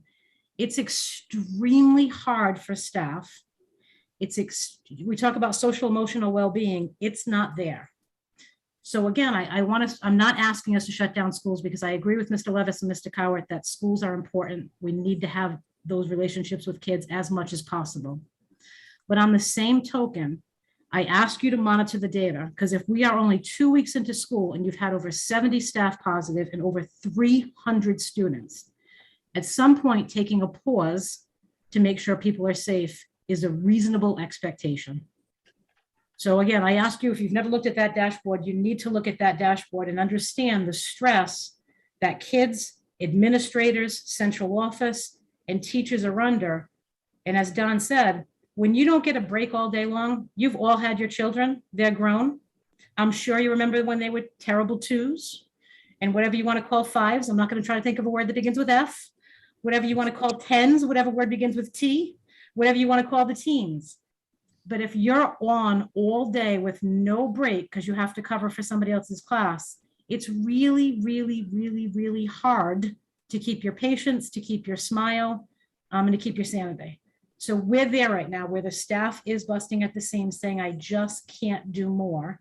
And then you're planning for the kids in front of you while you're also double planning to put things online for kids that are home on quarantine. You have staff working all night long. You see me every time I come to a school committee, I'm grading or doing something. I'm not being disrespectful or rude. It just has to get done. So my personal son goes to bed between 8:30 and 9 p.m. at night. That's when I begin my schoolwork. I haven't gone to bed personally before 12:30 a.m. at all this year, and I get up at 5. At some point, we have to ask what we're asking the staff to do and how long they can sustain that. So Mr. Cowart, Mr. Levis, Ms. Anzalone, they're incredibly empathetic about that.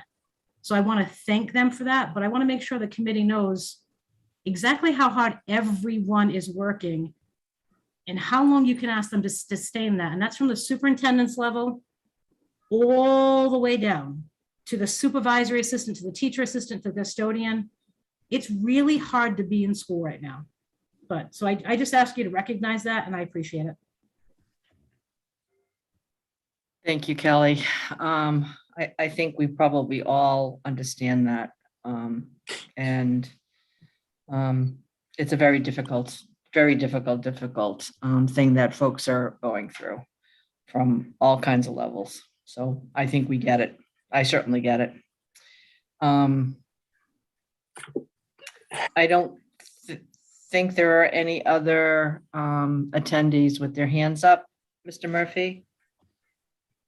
Nope, there are no others. Okay. Do you mind if I jump into, I'll do the performance audit and then we can go to Mr. Murray? Sure. Nope, so I just want to get, I'm sorry? No, go ahead. Okay, I just want to update in terms of the performance audit. Again, I don't have to rehash how this came about, that we were going to do our own, and then lo and behold, we find out there's a RFP, and we had I think a real honest conversation with the school committee about it, and I remember I was given some advice to make sure I went into this full and cooperated, and I want to say that we have. I know that there are individuals that are listening, and also on the panel that are part of our screening committee, the steering committee, I'm sorry, which is I think crucial. We've had 2 steering committee meetings. We've had participation from we have many key people that are part of our steering committee. We're supposed to have one this Monday, but individuals couldn't attend, so we're going to have another steering committee on the 24th. We've been working with, I know many people, I know the committee, many individuals in our district in leadership roles, including union leaders, have been interviewed by the Matrix Group. We've submitted a lot of documentation. We're still going to continue to submit documentation to the Matrix Group. At some point, I'll be meeting with the Matrix Group to go over all of our documents to make sure that we're not just burying them with documents, but what's important for them to know based on the BEP, based on maybe special ed regulations, based on class size, based on our contracts. And so we want to make sure this is a fair process, and I believe that we've participated fully. I will keep the committee posted on the progress. I know there was a timeline. COVID has impacted vacation, holiday break. So I will keep you posted, but I want you to know that I believe we are fully cooperating, and I do believe the Matrix Group will be fair. One thing I will say is they definitely see that there's a problem between the town and in the schools. I plan on sharing the documents that I shared with you tonight that I've shared. I think it's important to get them to understand what we're dealing with from our lens, and they can listen to the town side. But I just want to give you an update with that. So it's progressing. We've given them a lot of information. And the purpose of the steering committee is also, as they come back with reports or drafted reports, to make sure that they've looked at the information properly. If we have any concerns, we can push back at that level. So I think it's a way for us to make sure that they're doing due diligence and that we're doing our part. So again, I want to give you an update on that, and I'll give you another update at the next school committee meeting. Madam Chair? Sure, yeah. I just wanted to make a suggestion that maybe I can make a motion to go over the 3 hours. Because it's 9 o'clock. It started at 6. Oh, I thought it was more at 10 o'clock. It's actually. It was when we started at 7, but now we're starting at 6. So I'd like to make a motion that we extend our meeting past the 3 hours. Is there a second on that? Second. All in favor, raise your hand. Okay, looks good. All right, thank you, Mrs. Colonian. I thought it was still at 10 o'clock. Whatever. Me too. Me too. Anyway, all That is right, thank you. All right, so, Mr. Levis. Yeah, I didn't know if we could pull, if Mr. Murray's willing, if we could pull Mr. Murray into the panel and just an opportunity that, Mr. Murray is, for personal, professional reasons, has resigned from the school committee. And we want to just, say a few words to him. I appreciate, I can just say personally, I appreciate his support, a lot of his guidance and just collaborating with him, especially all of his efforts recently on the school building committee. And I feel that, while we may not have brought the project across the finish line, that we put a lot of, set a real strong foundation moving forward. And, we're being real. We have concerns that we have to address with the school committee, with the council and the administration that you brought forward. So I just want to thank you. I've really enjoyed working with you, and I've appreciated the dynamics that you bring to the school committee and to me personally and professionally. So I just wanted to say thank you. Thank you, Mr. Levis. Okay, Mr. Florio. Thank you, Luke.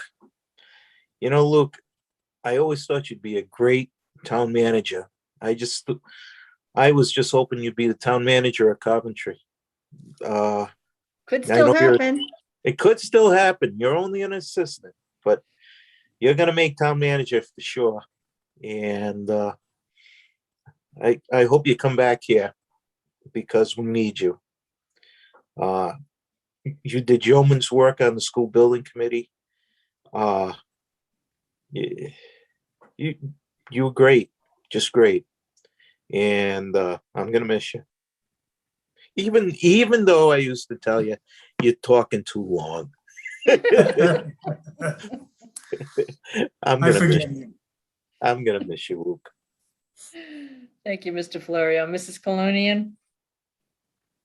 Luke, I'm gonna miss sitting next to you. I really enjoyed, I learned a lot from you, just, being next to you and you look, sometimes we shared a brain and you would say exactly what I was thinking. So I really am gonna miss you. You put a lot into the school committee and I think you made us all better school committee members and you made us all think a little bit more about our jobs and then on top of that, you did the building committee and you worked tirelessly and hard, like I said, and I'll say it again, there were times you did look exhausted.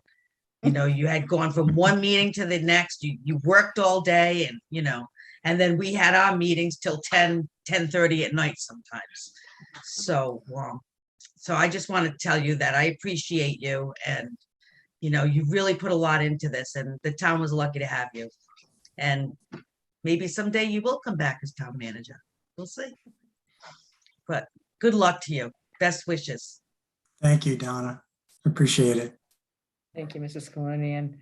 Mr. Pearson.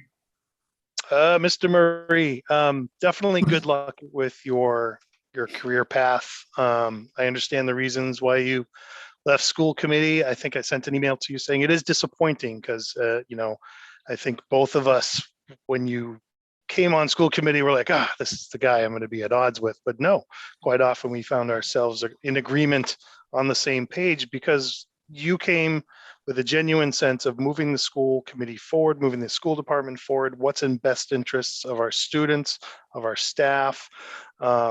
And that can't be overstated how important that is and trying to build a good working relationship with everyone. So you will be missed. You asked very good questions, very pertinent questions. Hopefully you're the person who next fills that seat will ask the same types of questions, but I'm not optimistic we'll get someone of your caliber. So again, good luck in your new career path. I hope it brings you a lot of success for you and your family. Thanks, James. I really appreciate that. Thanks, Mr. Pearson. And finally, my comments. I have the utmost respect for your leadership. I think you set a great tone on the school building committee. And so unfortunately, it didn't come to fruition, but I think, like you said, we all learned a lot about that whole process, and it was a good learning process for you for your future job as well, to be maybe a town manager someday. I shouldn't say maybe, you will be. And on school committee, I always valued your questions, your opinions, your wish and need to explain things to the public. Sometimes we forget the public's out there listening and they don't, we understand what the issue might be or might not be, but they don't know what we're really talking about sometimes. And you always made an extra effort to restate so that the people listening or the people at our meetings understood what we were basically talking about. And so that can never be understated, how good you were at that and how much I appreciated that. So I will really miss you. I think you did an incredible job. I don't want to start crying, so I'm just going to say thank you. Welcome. Thank you. Can I say something? Sure, of course. Yeah. I didn't let you say Before you anything start until- crying, Yeah, exactly. Go ahead. I never got into this. I never got into politics in general to get into politics because I don't like the politics end of it, which I guess is part of the reason I'm getting out of it and focusing on administration and really trying to focus on moving the ball forward at a municipal level, which I really love and I have a passion for. It's extremely hard for me to leave this because there's so much to do. And so much to be done. And quite honestly, sometimes I like a good dogfight. I like analyzing and asking the right questions and trying to, hopefully, make an impact. And, I do feel like in some ways I have, from the specific things like the solar and the energy savings to helping with the building committee and if nothing else, and trying to sometimes, I guess, press the entire committee to always look at it like a job and keep pushing forward. And I think in some ways I've done that. I'd be lying if I felt like a little bit of a failure leaving now. But I do know I need to focus on other things in my life right now. And, this wasn't something that was, while it may have been sudden to some, it was something I deliberated for a couple months leading up to the whole building vote and other things in my life that I just finally said, you know what, I have to pick what my direction is going to be, because you can only spread yourself so thin. And I was getting spread pretty thin.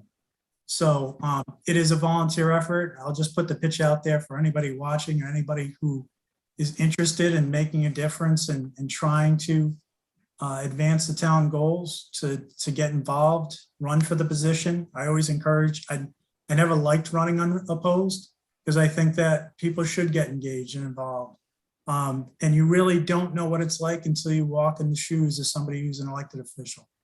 I've firmly enjoyed my experience. I'm going to be much better for it as an administrator because I will understand the perspective of what it means to sit in the seat. And that I will take that educational experience with me forever.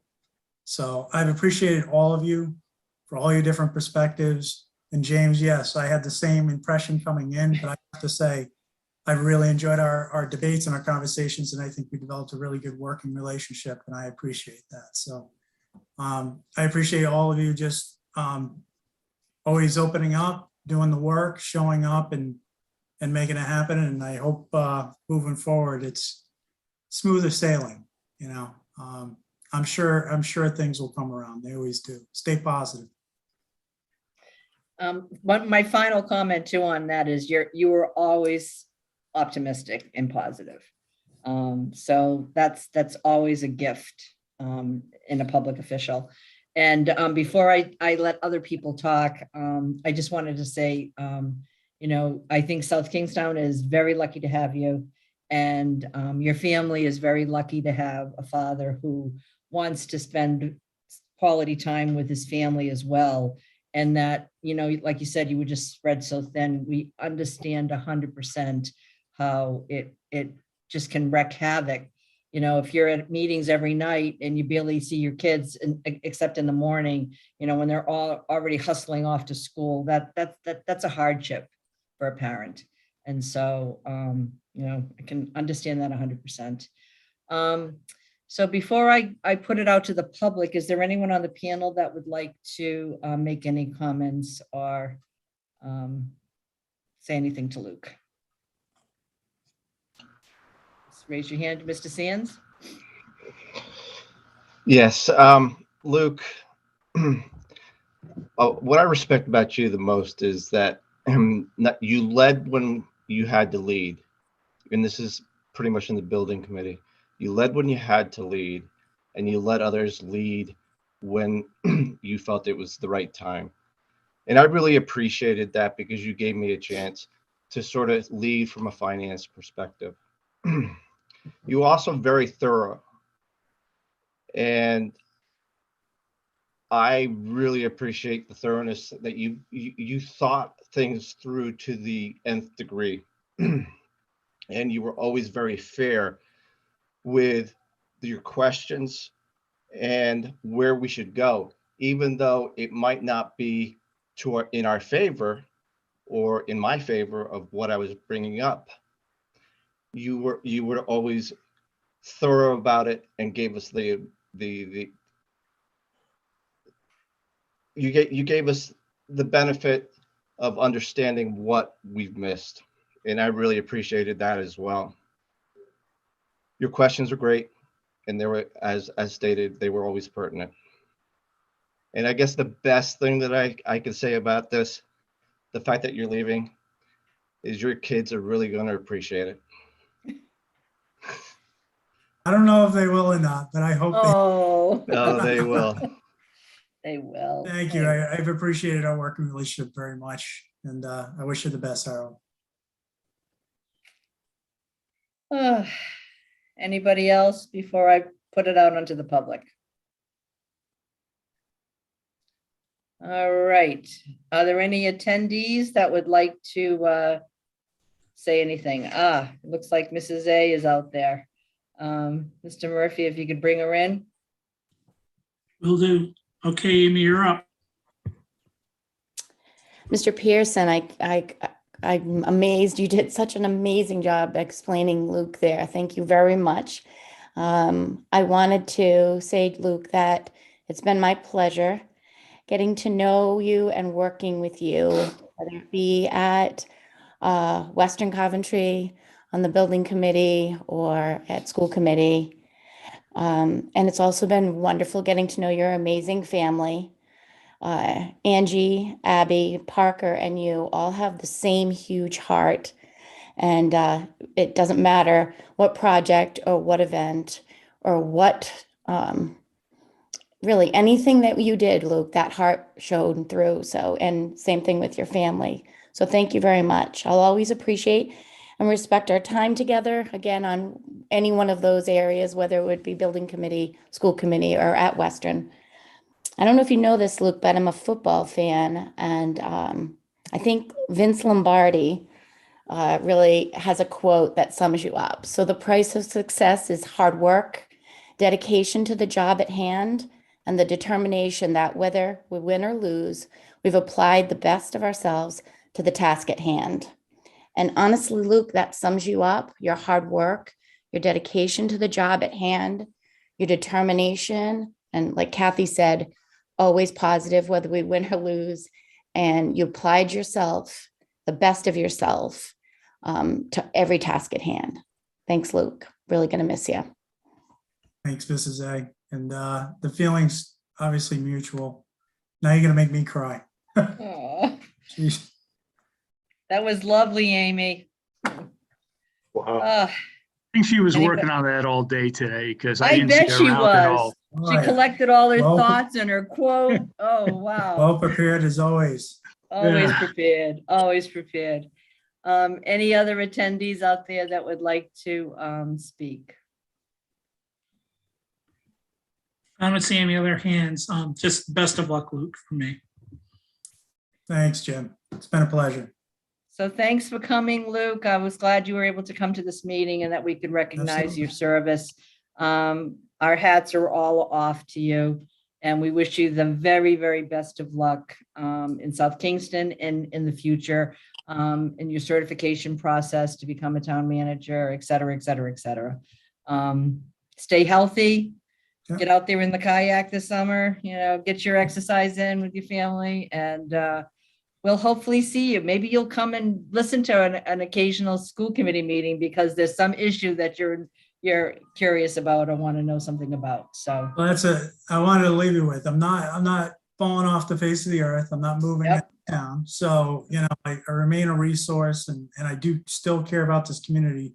Like it or not, I grew up here and I still have a passion for it. Unfortunately, right now, I just plain out don't have the time, but I'm always here as a resource and as a community advocate, and I'm sure to be engaged at some point. So never sounds hesitate like to reach sounds out. like a plan. So thank you.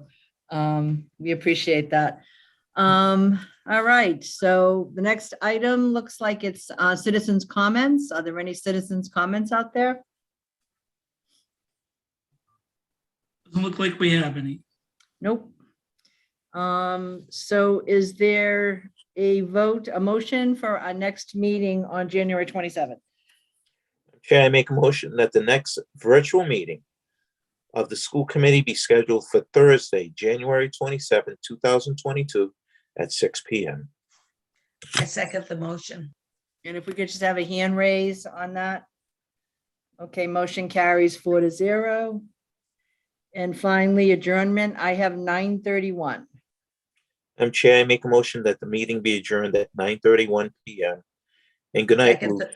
Second the motion. You'll be missed. All in favor, raise your hand. So it looks like another surprisingly unanimous vote on an adjournment. Thank you, everyone, for coming. It was great to see everybody, and thanks for the attendees for coming, and especially for Luke. All right, we're done. Good night. Bye, guys. Good Thanks, night. everyone. Good night, everyone. Bye.